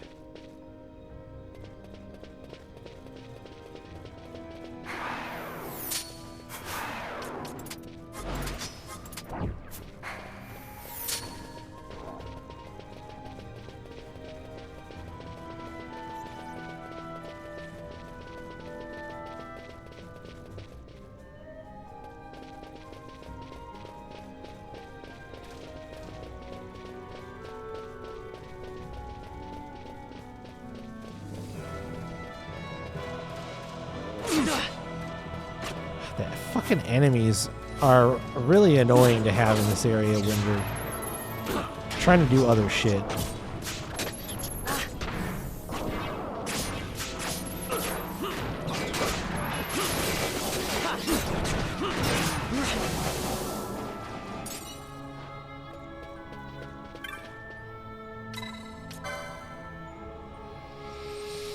The Heart of Time and the deeds you must accomplish share their place midst the falls. Yeah, but from the heart, look north to heaven. From the heart, step south to earth. Walk in time's footfalls to open the way.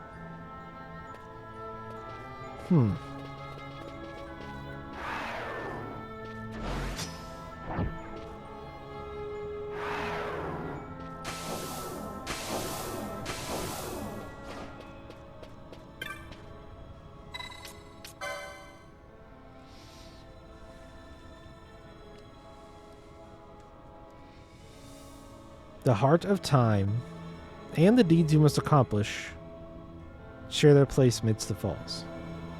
But I don't know how to get in the middle of the falls. That is the thing that doesn't make sense to me. I don't know how to get in the middle of the falls because it doesn't seem like there is any way for me to get in there. God damn it, Vaughn.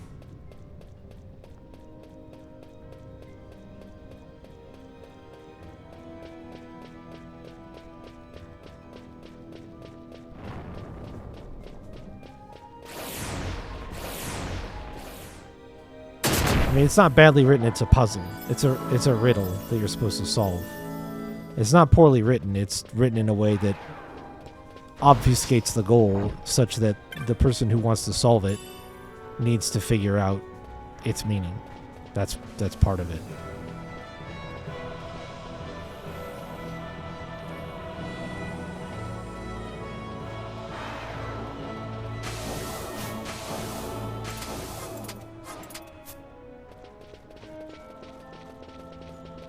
It's the thing that doesn't make sense to me is that I don't appear to be able to alter the state of the falls in any significant way, which,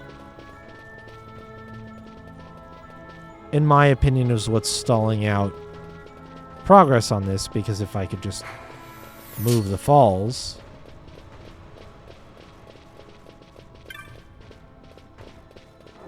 it wouldn't be so bad, but like I can't go this way.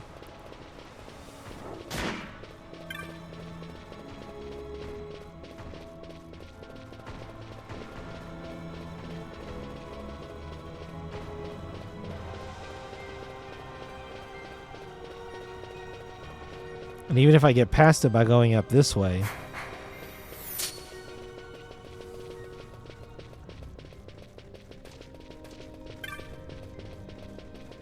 the falls will move when I'm doing it correctly. Interesting.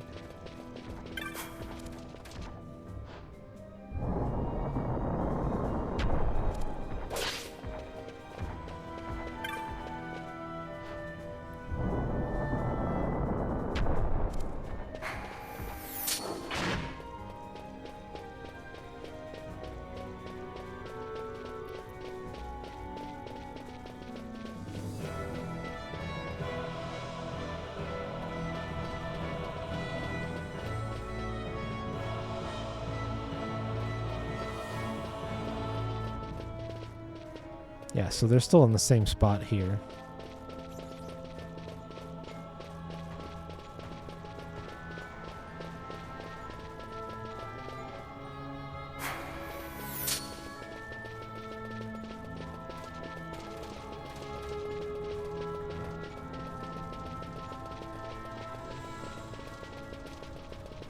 Not really sure how I would be expected to know based on the hint.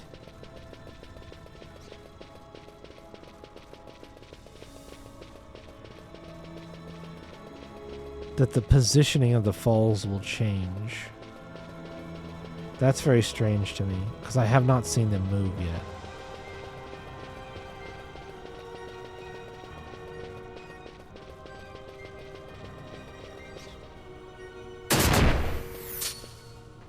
Right through the trap. Nice.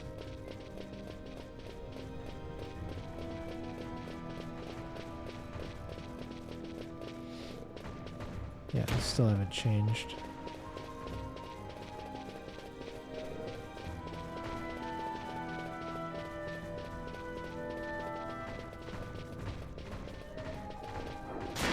Just running around the rooms makes the falls change?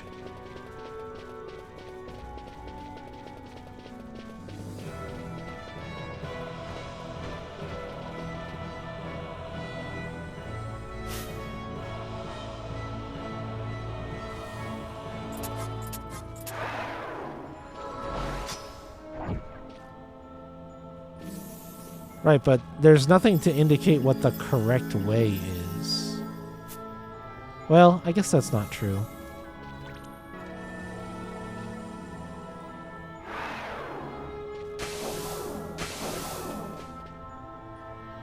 Oh, damn it.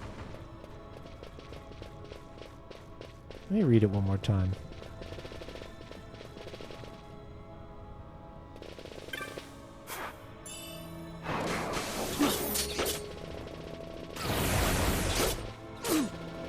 Good lord. I feel like Vanishka does help. Like, enemies will target you and attack you once or twice, but then they'll leave you alone.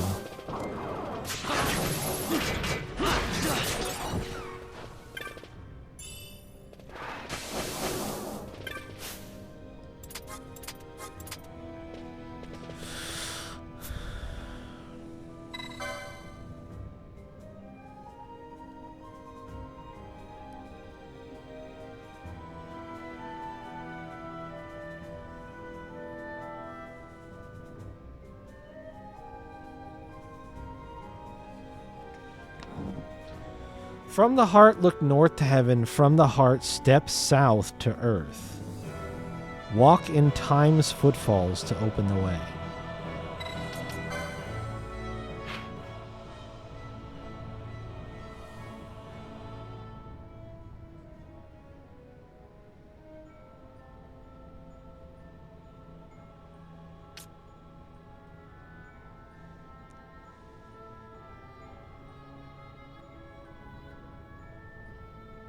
Yeah, I'm aware. I understand where this door goes. What doesn't make sense to me is the clue here talking about from the heart look north, like these locations, heaven and earth, and whatever time's footfalls are the things that don't make sense. I'm not sure how you're supposed to, like, this is called the Falls of Time. Sure. That, and like the Heart of Time, obviously in here, in the area that I can't get to because it's blocked out by waterfalls. All of that is fine. What doesn't make sense is it's talking about locations, heaven and earth, and the two areas surrounding the Falls of Time are the Mirror of the Soul and Destiny's March, neither of which have anything to do with the concepts in the clue.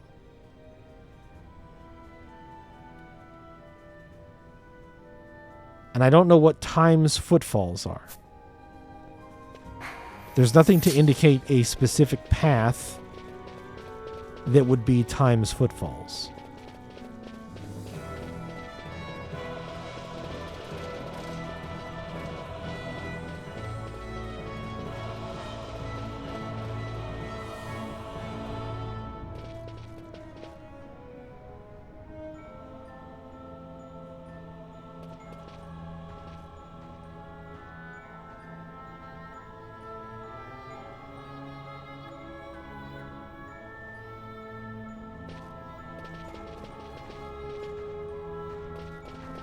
That's what I'm struggling with. Not anything else. Just those concepts. As a part of the puzzle, those things don't make sense.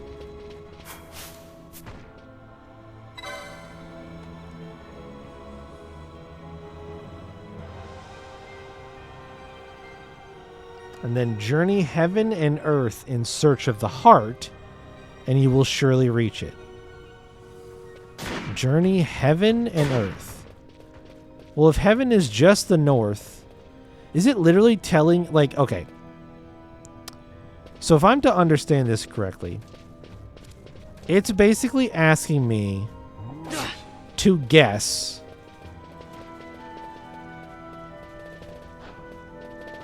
randomly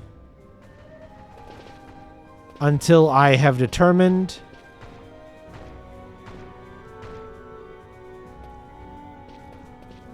the correct movements between these two areas in order to get the falls to move.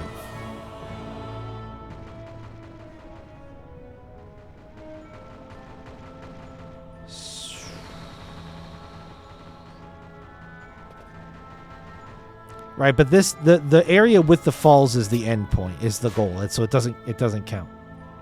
It's not relevant.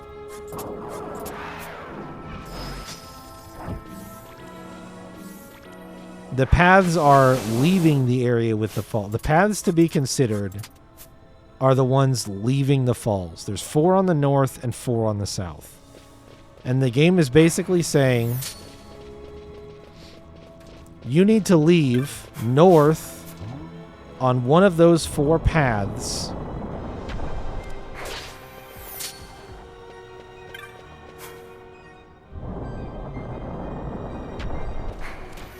and come back in, and go south and come back in order to determine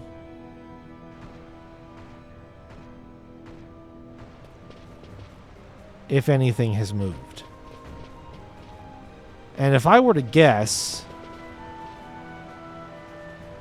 you need to go, okay. You need to go south first because this is where you want to end. You want to end right here. You want to come out of either this one or this one.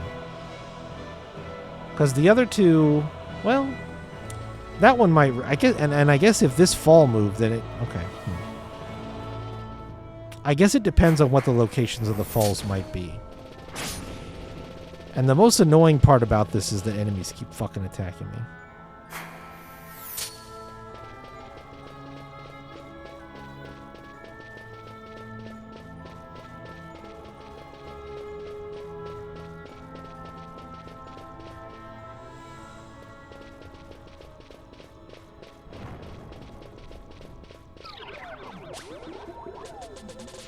Good.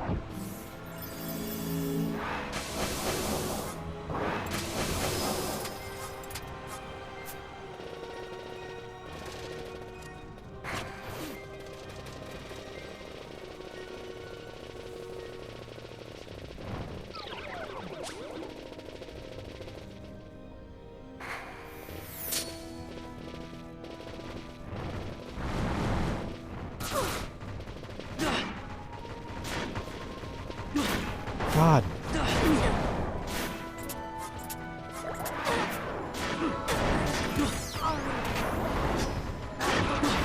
Fucking enemies, man.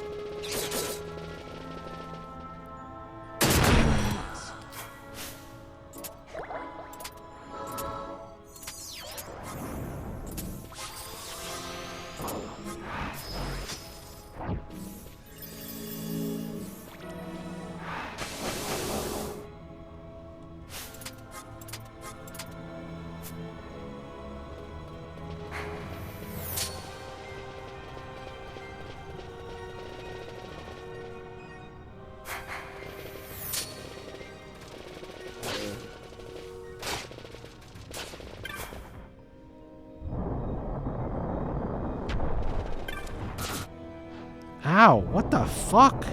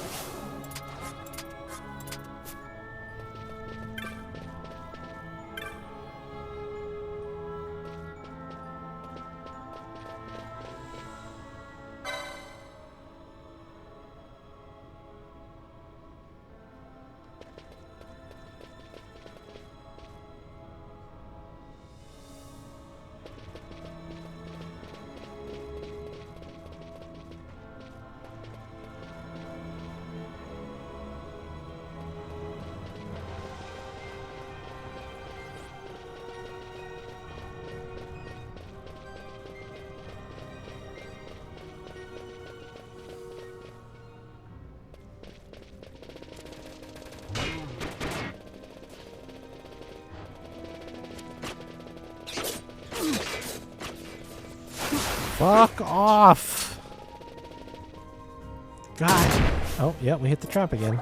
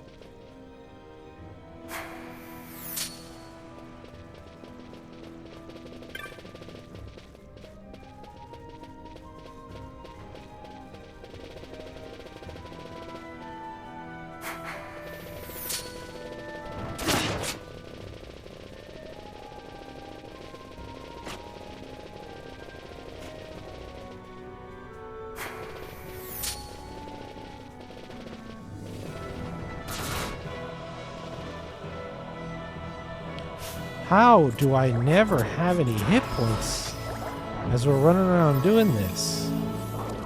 Oh, okay, yep. Oh, you're good.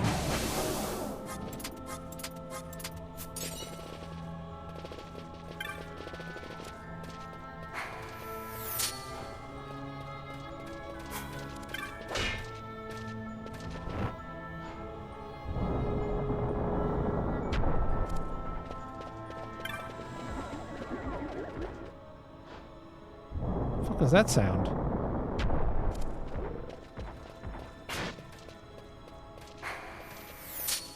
Maybe an attempted sleep cast? Hmm.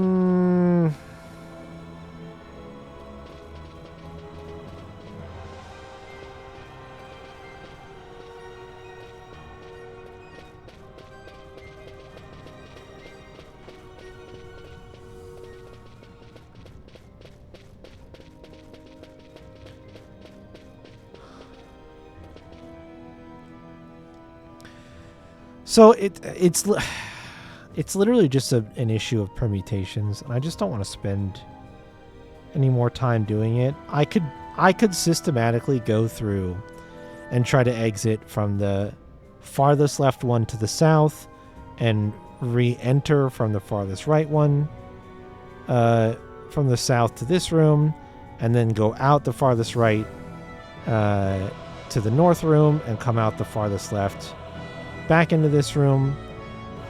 Just tell me where to start, because that limits the number of permutations by half ish. And the only thing that I was going to ask for clarification on is, like, I don't have to double back at any point, which I'm assuming no, but, like, there's 4 exits from this room south, and there's 5 exits from this room north. So it's literally just, you just go 1, and then either 2, 3, 4, and then 1 through 5. And you just have to do each fucking permutation of that until you get it right, which is... It's not even really a puzzle, it's just tedium.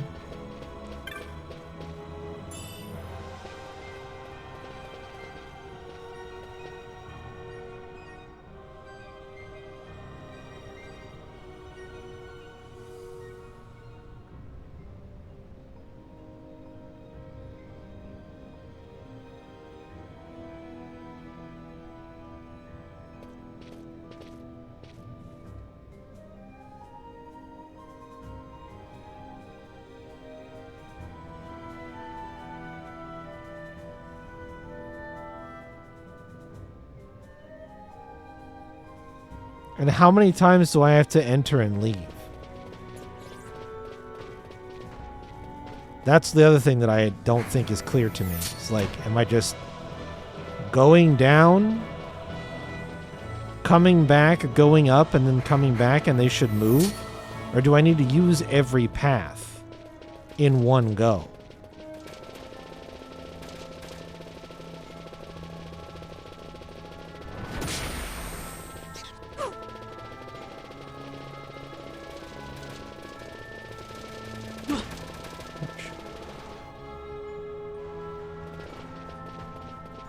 From this room, go all the way to the right. I don't even know how you do that. Can you get all the way to the right from this room? You can't do that. The right portion of this room is not accessible.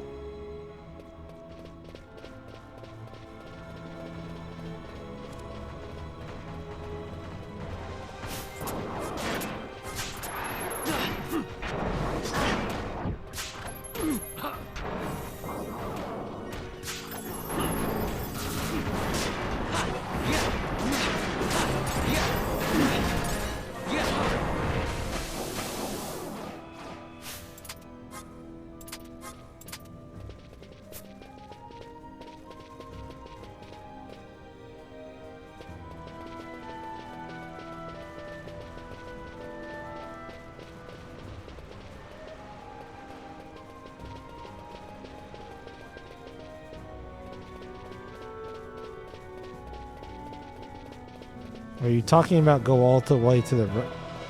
This is where we're going to need to use cardinal directions if you're going to give a hint. I think about north as always being north, not where the character's facing. Go through all 3 areas in a circle. I have done that. I will do it again.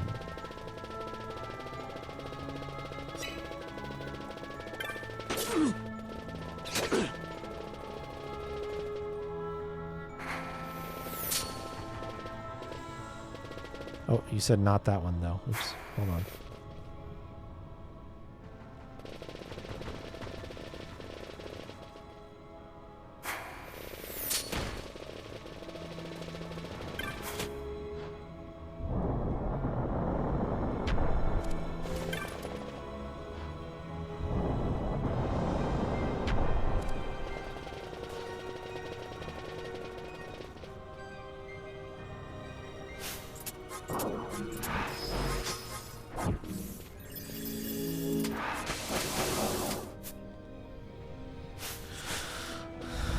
Okay, let's see if I understand your... I'm going to give it one try to understand your directions, and if I don't get it, I'm just going to look it up myself.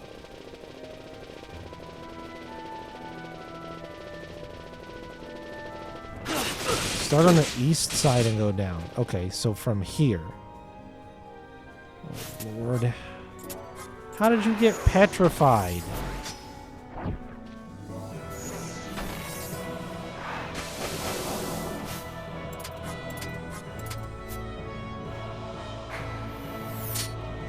So we go this way. So I've just been doing it backwards the whole time.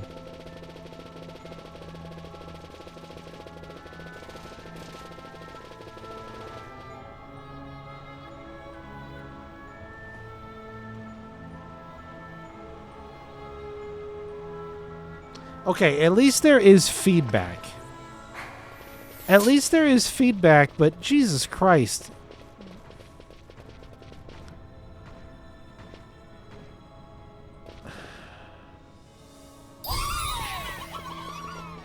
What the fuck, man?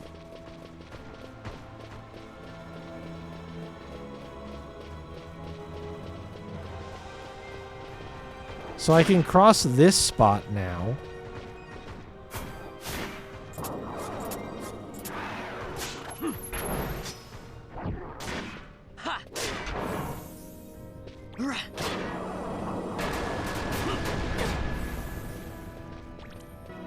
What a fucking pain in the ass.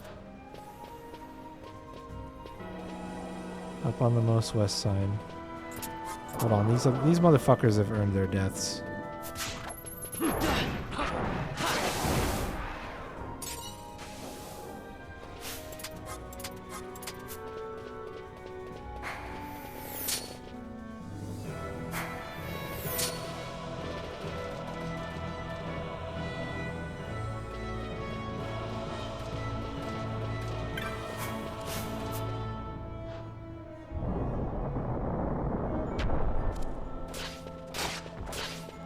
Hello?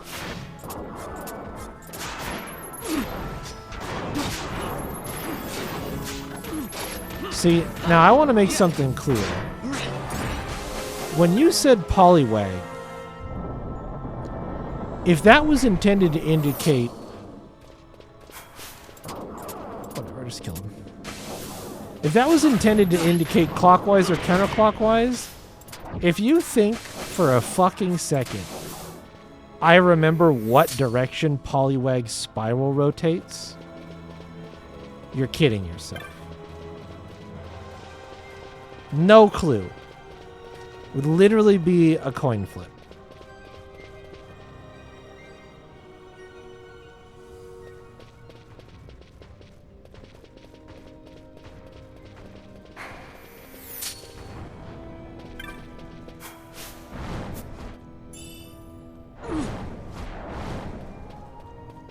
Leo, I'm playing a video game right now. I don't have time to look at fucking Gen 1 Pokemon, alright?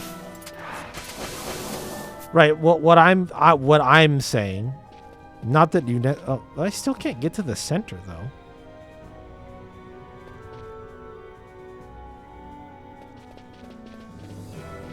I still can't get to the center.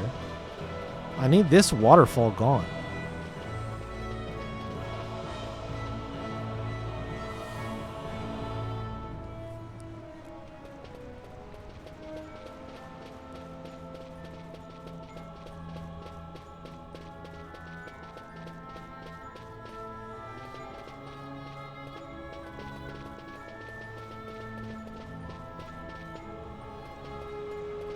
What I'm saying is that next time, just say clockwise or counterclockwise.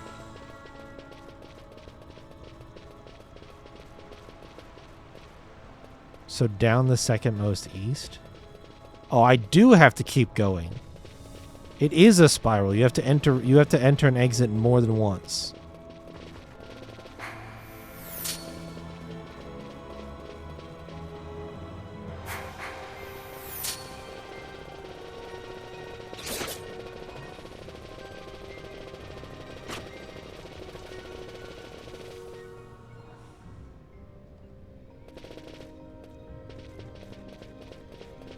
4 full rotation.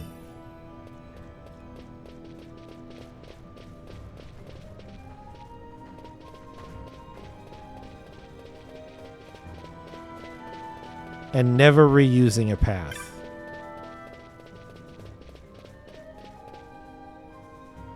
Right, so it makes...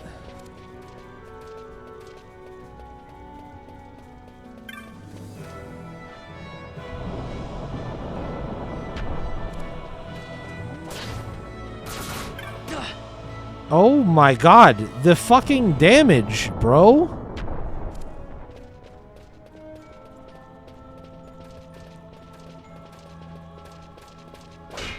Fuck you.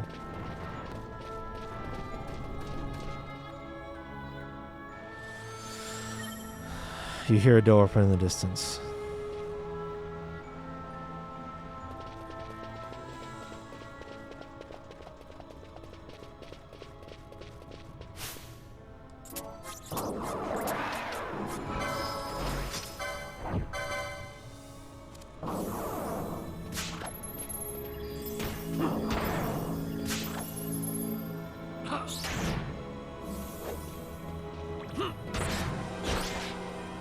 Yeah, I still don't get it. It's a bad clue. But it doesn't have anything to do with this because Fuzzy didn't give me a bad clue. He gave me something that he knows that I don't. That's not a bad clue. That's just a gap in my knowledge.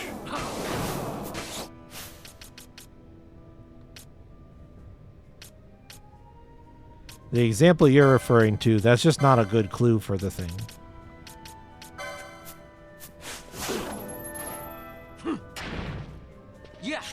No, don't you. It's... Giving a bad clue is human nature.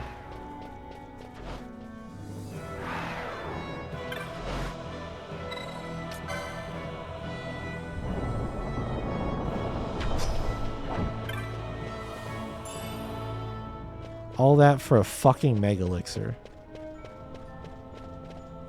Fucking... Drown me in a river. Jesus Christ. What a waste. What a waste of time and effort. You could have also just told me the treasure's dog shit.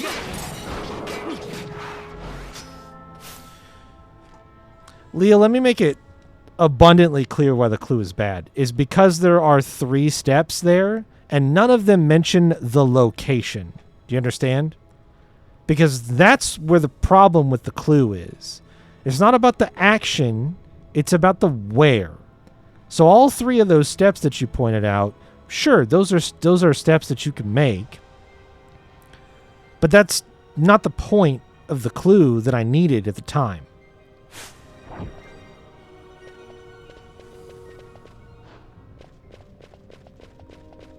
You knew the where at the time?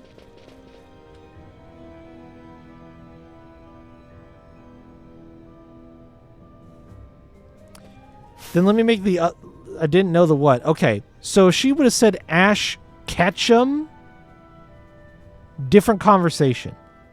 Do you know what mountains have? If they're a volcano? Ash. Ash is not just the name of the protagonist from the original series of Pokemon. The anime. Right? Like... So that's why it's a bad clue. It doesn't matter if there is logic that's perceptible. When you're giving somebody a clue, like, for example, in charades, the last thing that you want to do is use a word that has multiple meanings. There should be 2 chests, a weapon and a skill. I got the weapon. The weapon chest was right here. Is this the skill chest? 1,000 needles. Okay. Still not worth it. Enemies have multi-thousand hit points already. That skill is outdated before you can get it. And it's also locked away on only one of my license boards in a place that I will not retrieve it from. And the weapon is a sword I can't use, I think. Based on the name. It's a samurai sword. It's a Bushi sword. Yep. Or a ninja sword. What do they call it? Shiki? Is it Shiki? That's not going to help me figure it out. Shikari. But it's okay because, like, it's a lesson that you learn the more charades and the more you play and the more clues you give, is that when you give a word, a single word as a clue for a thing, you need, and it is a logical step process to get to what you want to communicate. You learn very quickly that using words, single words that mean multiple things or might have different contextual importance to different people is not the most effective way to do it. If she would have said Pokeball, what do you do with a Pokeball? You catch stuff. Different conversation. There are a lot of ways to accomplish the same idea behind her clue by using a different word than something vague like ash. 3 letters, proper noun, but also regular noun. Also, I think you can ash things, so it's a verb too. That's just a fun English fact. I don't remember it either. I don't know how the fuck Leo remembers it. And again, this isn't slander. This is everybody does this from time to time. You think you have a thing that is easily recognizable without thinking about the fact that it exists in multiple contexts. Everybody does this. I do this. It's sort of a normal human thing to do. We live inside of our bubbles and silos and other structures that enclose things, and it would make sense that, you know, you're going to run into scenarios where you haven't heard of a context for a thing that somebody else has.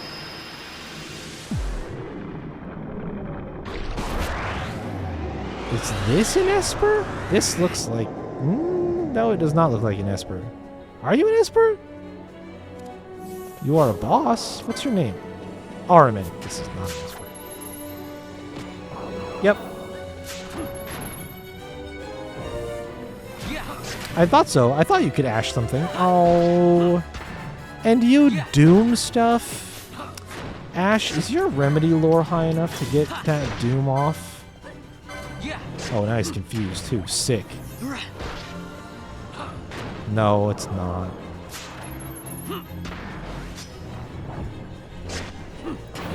What the hell was that other line from? What the fuck was that? Oh, there's another one.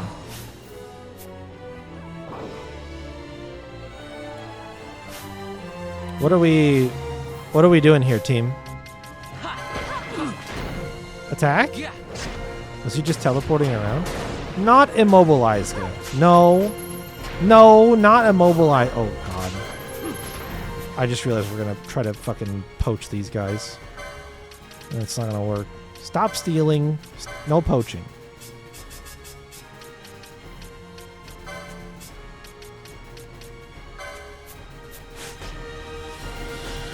Rather uncommon. No, on Ash Wednesday, you get... your forehead gets ashed.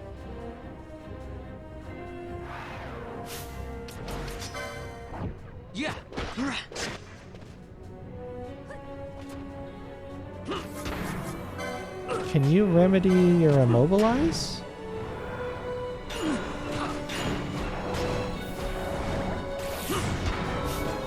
It looks like maybe it worked, but we need... oh, shit.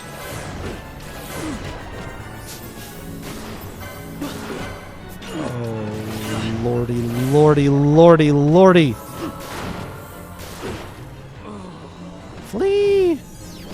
There's so many of them! Hold on. Hold on. Just let me live long enough to use a thingy. Okay, we found the right one.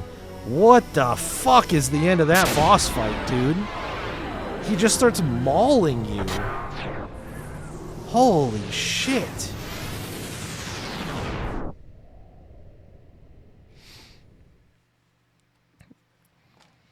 Yeah, and like I said, part of it's the frog logic, but part of it is just the genericness of the word you chose. Again, everybody gets better at giving clues the more clues you give. You've gotten a lot better at the clues you given from the mistakes you've made in the past.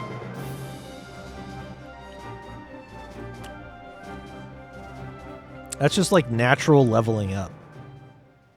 That's just how it works. Bosch, are you still doomed? Oh no, because you died. Because they fucking murdered the shit out of you. They ganged up on you and pinned you and slapped you to death. I was going to set them on fire because they look like a ghost.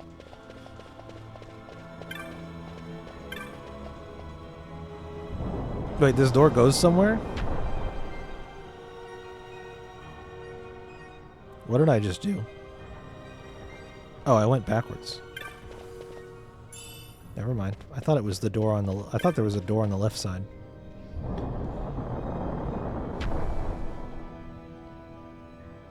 Right, and that means that you are better at getting your... Learning to think before you speak is part of getting better at giving clues. I don't know, like, I can't believe I have to, like, explicitly state that. Like, it's very obviously, like, if your behavior pattern has changed as a result of attempting to give clues and those attempts failing, and now you are doing something different that results in a higher success rate, then guess what? That means that you have learned to give better clues. Like, that's what that means. It's not that you are magically better. Yes, exactly. Be considerate of my non-frogginess. Exactly. It's not that you are, like, snappier at doing it or better at doing it off the cuff. Those are not the kind of improvements you see in educated and good clue givers. Though the kind of improvements that you find in good clue givers are people who are pensive and thoughtful and take their time, consider their target audience, and focus on making sure that they are giving the best clue possible. That is what you see in veteran clue givers. Hollywood was bad if you looked it up. So he has his pattern is clockwise then. It goes from... Or no, his pattern would be counterclockwise. Because I had to go clockwise. When are you going on Pyramid? You would watch game shows. That's a very you thing, Leo. You would fucking watch game shows.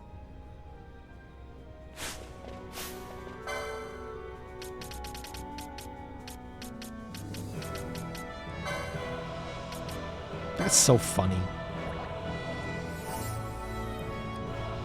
Got the side that it starts mixed up. Good thing you don't remember him. Yeah, it kind of is a good thing. It feels like shade somehow. It's a backhanded compliment. I knew what it was. I'm a worldly person, Leo. Oh, okay. Thanks, game. It goes clockwise, but it starts on the left. Yeah, yep. Or no. No, it goes counterclockwise, but it starts on the left. Hold on. Let's look at the map again.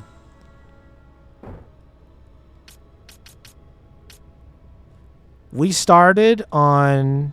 Oh, no, yeah, clockwise, but it starts on the right.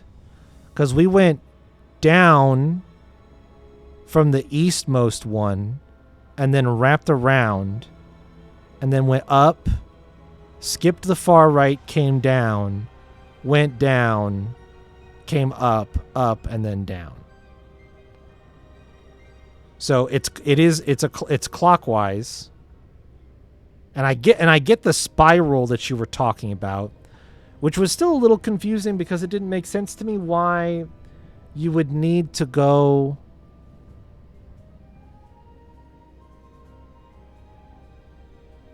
Boy, that really fucks up the permutation idea I had too, by the way. Because I would have never started on the east side. I would have never started 4 and tried 3, 2, 1. I'll be honest, though. I think I could have figured this out by myself, albeit it would have taken more time, if I would have gotten lucky early on to note that the game gives you feedback when you do something right. If I would have seen that fucking text box show up even a single time prior to it happening after we already discussed how to do it, I think I could have figured it out. But I would have had to gotten pretty fucking lucky, because going clockwise from the east side all the way around to the west side was not the way I would have first tried. Not at all.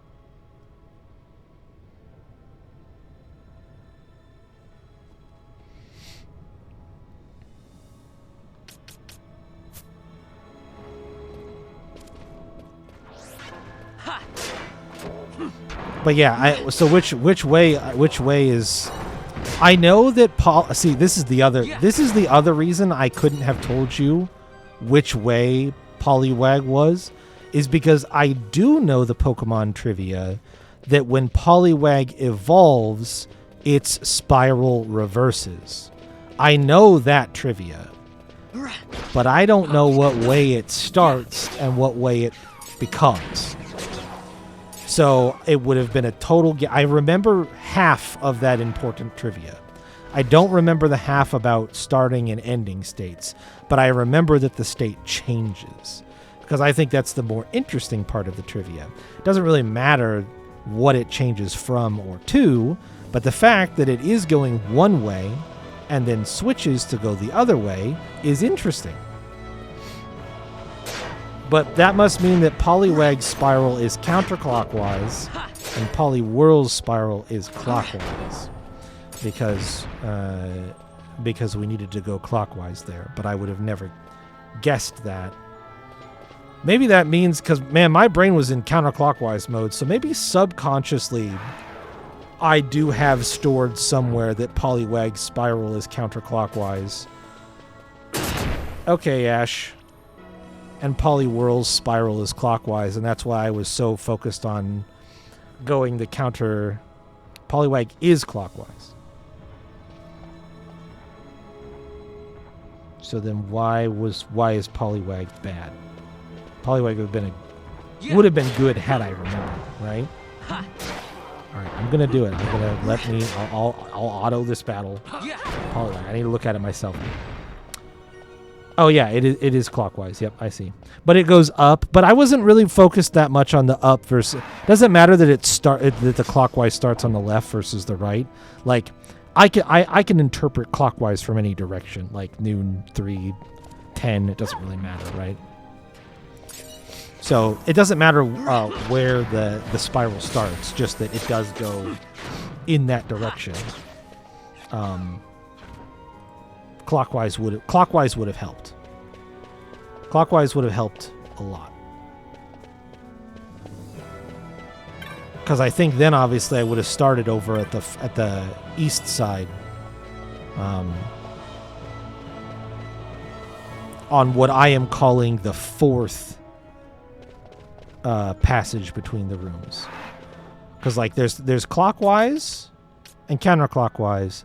But I also, as you read left to right, I was numbering the passages mentally 1, 2, 3, 4, 5, and 1, 2, 3, 4, skipping the one in the middle that we knew was where we were trying to get to, because it's blocked off until you do it correctly. So I was thinking in terms of left to right, 1, 2, 3, and 4, which is part of why I was so focused on going counterclockwise, because I was trying to go down on 1 and come up on 4, down on 1, come up on 3, down on 1, come up on 2, etc. But that's just the wrong ass direction.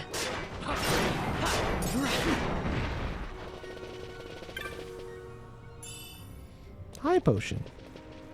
Hello, Potion. Anyway, it's a pretty bad puzzle. Just all things considered. It's a pretty bad puzzle. I don't think... Oh, this pattern is interesting.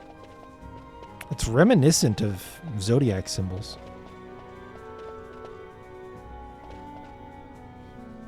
But it also kind of looks like maybe just a regular filigree. Also, it's destroyed over here, so it's probably just a regular like filigree pattern. And it's destroyed up here. It's just a bad puzzle. There's not enough information in the game.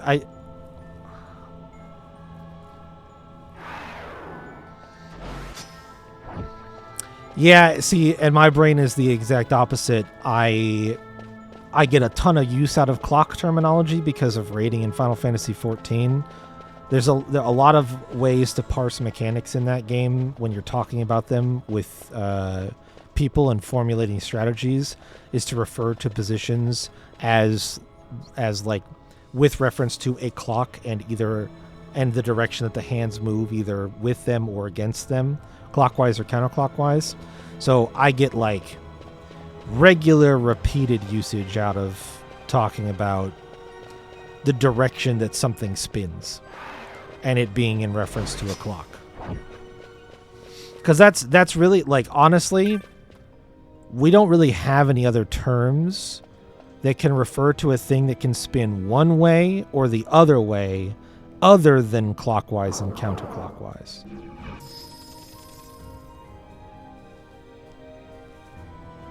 Like when you're thinking about things spinning or spiraling, that's like the cardinals could work.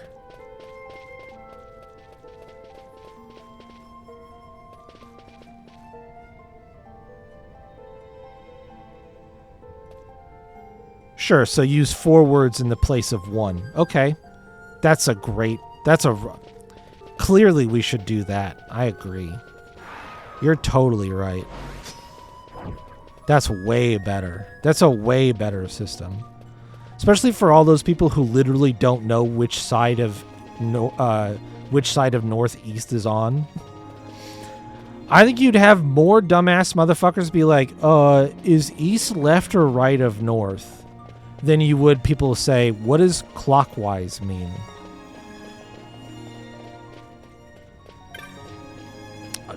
I mean, you don't have to explain it to me. I know. I love compasses. They're great. One of the things that you may have not noticed as I play games in front of you guys all the time is that I fix map rotation whenever I can. Because if I know what direction north is relative to where I am, I can find anything. And I hate it.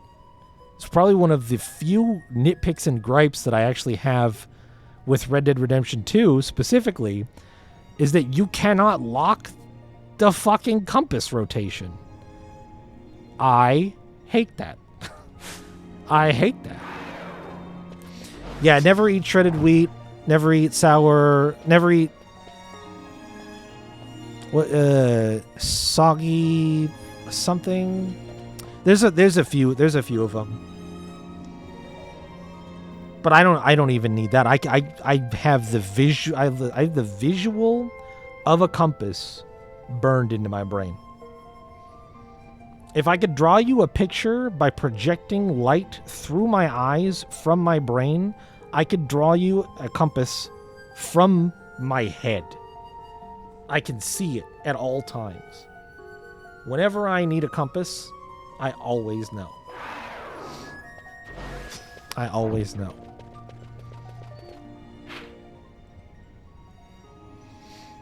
There's no save point for a few segments. I mean, there's no save point for, like, I'd have to go all the way back. There's already been no save point for a few segments, if we're being honest. It might give me a save at a screen, which if it does, I may take advantage of because it is quite late.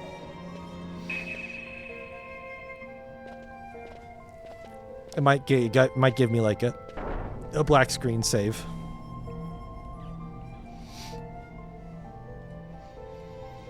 I won't die. Come on.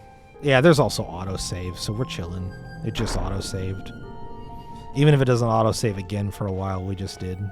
Which locks all that progress in, so we're Gucci.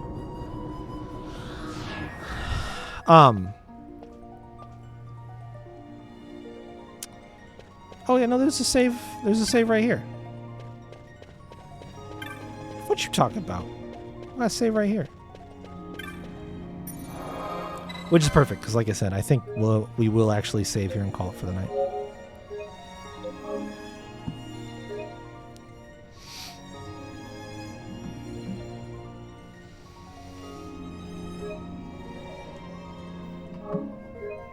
But yeah, I'm telling you that I think that that's not on any of your maps.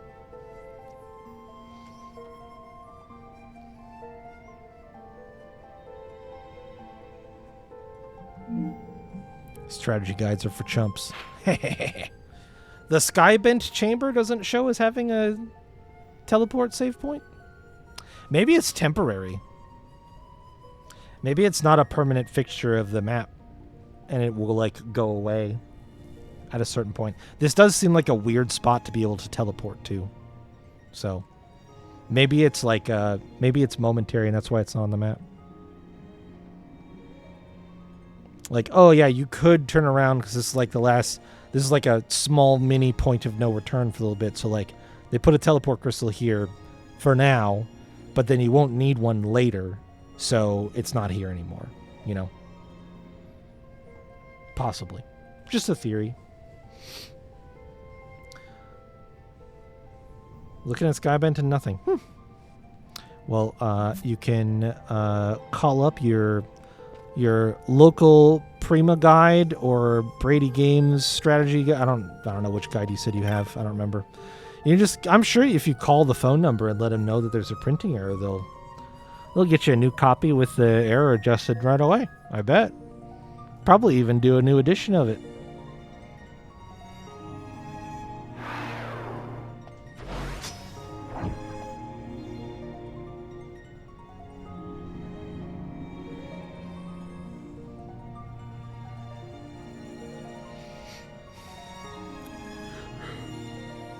Okay, guys. Sorry I got a little hell-bent on that puzzle. Honestly, I thought it was more interesting than it actually was. Like I said,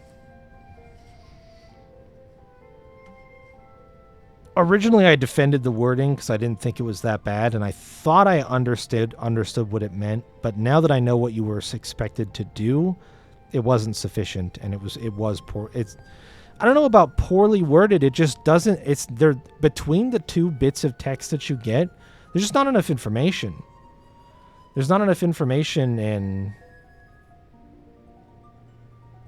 still no save in sight, so stay alert. How strange. Well, are you looking at the original Final Fantasy XII guide, or are you looking at the Zodiac Age guide? Because there are some changes between the two versions of the game, and it shouldn't be warning you about there not being any saves, because there is autosave in the Zodiac Age version. Like any version that you buy that is TZA, console, PC, they all are going to have the autosave feature. So like you don't have to worry. You can just load an autosave. Saving is not really a concern. But if you're looking at the original Final Fantasy XII version guide, Zodiac Age Collection Edition book, it's weird that they would I mean, maybe that's a carryover. Maybe they reused most of the original guide, whatever made sense, and only modified the pieces that needed to be modified, and so some language about saving got carried over in certain places, but like doesn't really make sense to include that in a game that you functionally can beat the whole thing even if you game over 50 times and never save. You would just load an autosave and keep going. I would think that's what I would do. I certainly wouldn't stress about saving. And I actually haven't, if you hadn't noticed. Like, a couple of times I've been like, why is it giving me this option? But saving is pretty free in this version. Anyway, let's get you guys the dungeon spin. Shall we? I think I am realizing something as well. I'm going to test something really quick.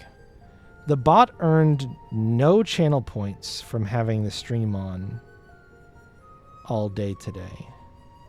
Why does...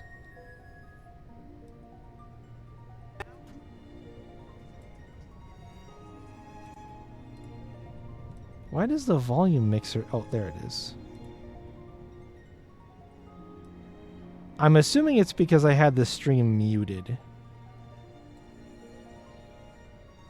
Yeah, I just unmuted and got 10 points. Fuck.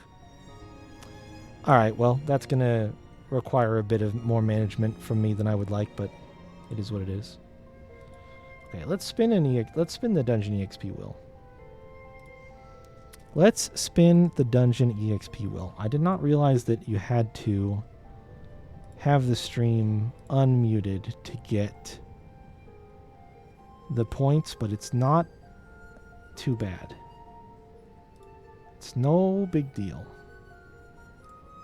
Forgot to publish this today. Oops.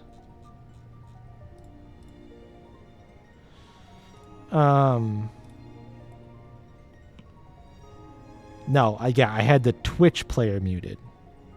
The tab, but not the stream. That's what I need to do. That's what I need to do. I need to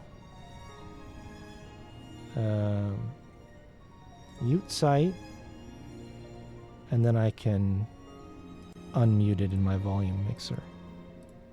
Okay, cool. That'll work. Now I can grind points to give to you guys in predictions for funsies.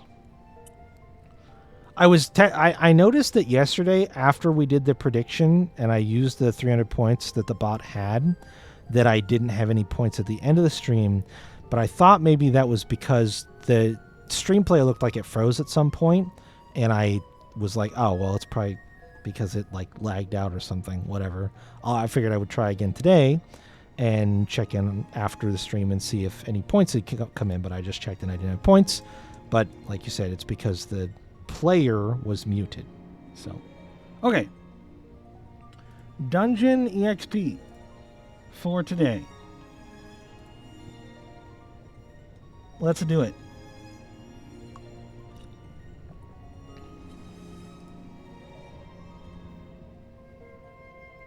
Let us do it.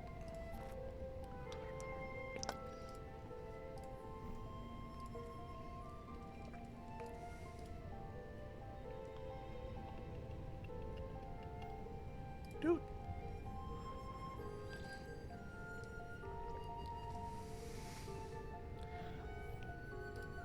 Checking chat. Don't see any messages about doing anything in the chat. So we spin.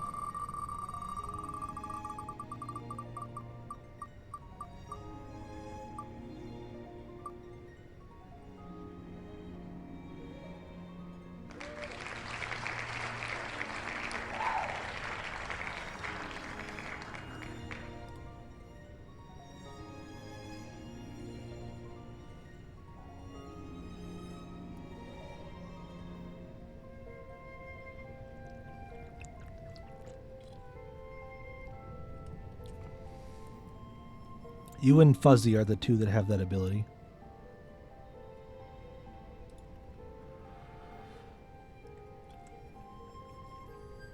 No, Caress is your daily. Caress is your level 10.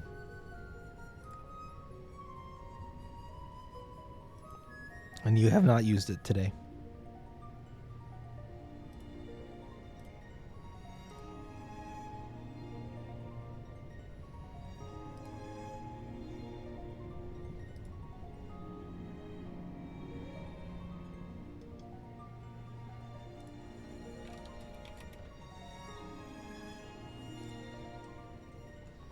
You got it. I marked it down. It shall be so.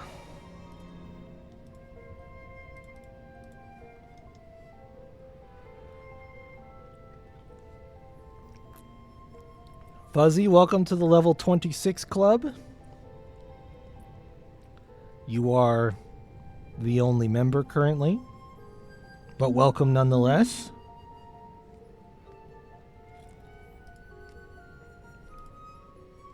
Can you kill the pot? No. No, you cannot. 225 versus 211.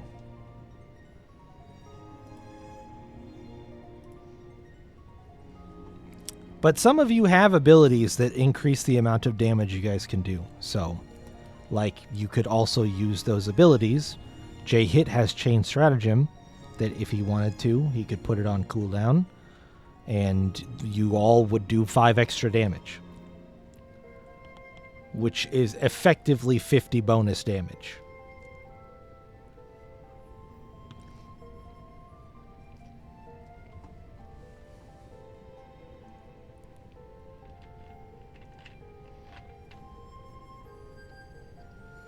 So, can you kill the pot strictly with level? No. Do you guys have the capability to leverage some abilities to kill the pot? Absolutely.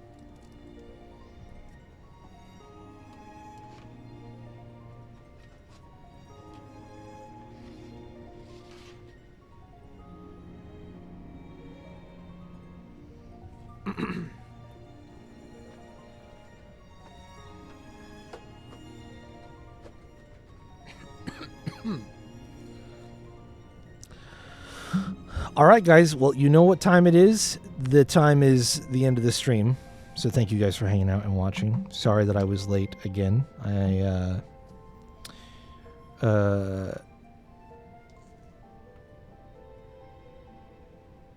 went late to try to compensate for that a little bit. We still got 3 hours in. Tomorrow will be a nice, hearty, healthy weekend stream of Final Fantasy XII.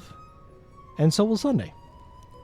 And Sunday will be the last day for wheel spins, pot kills, level ups, all the good stuff. Sunday will be the last day. So you've got 2 days left. And I think that's it.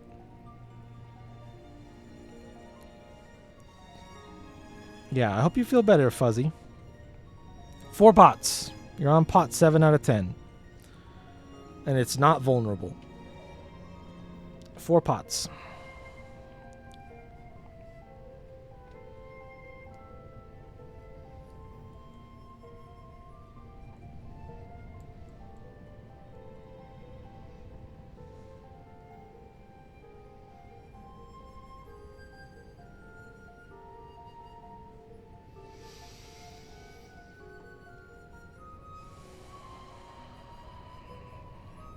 Yes, yes. All done. Have a good rest of your day or night or whatever time it might be for you. And I will see you guys later.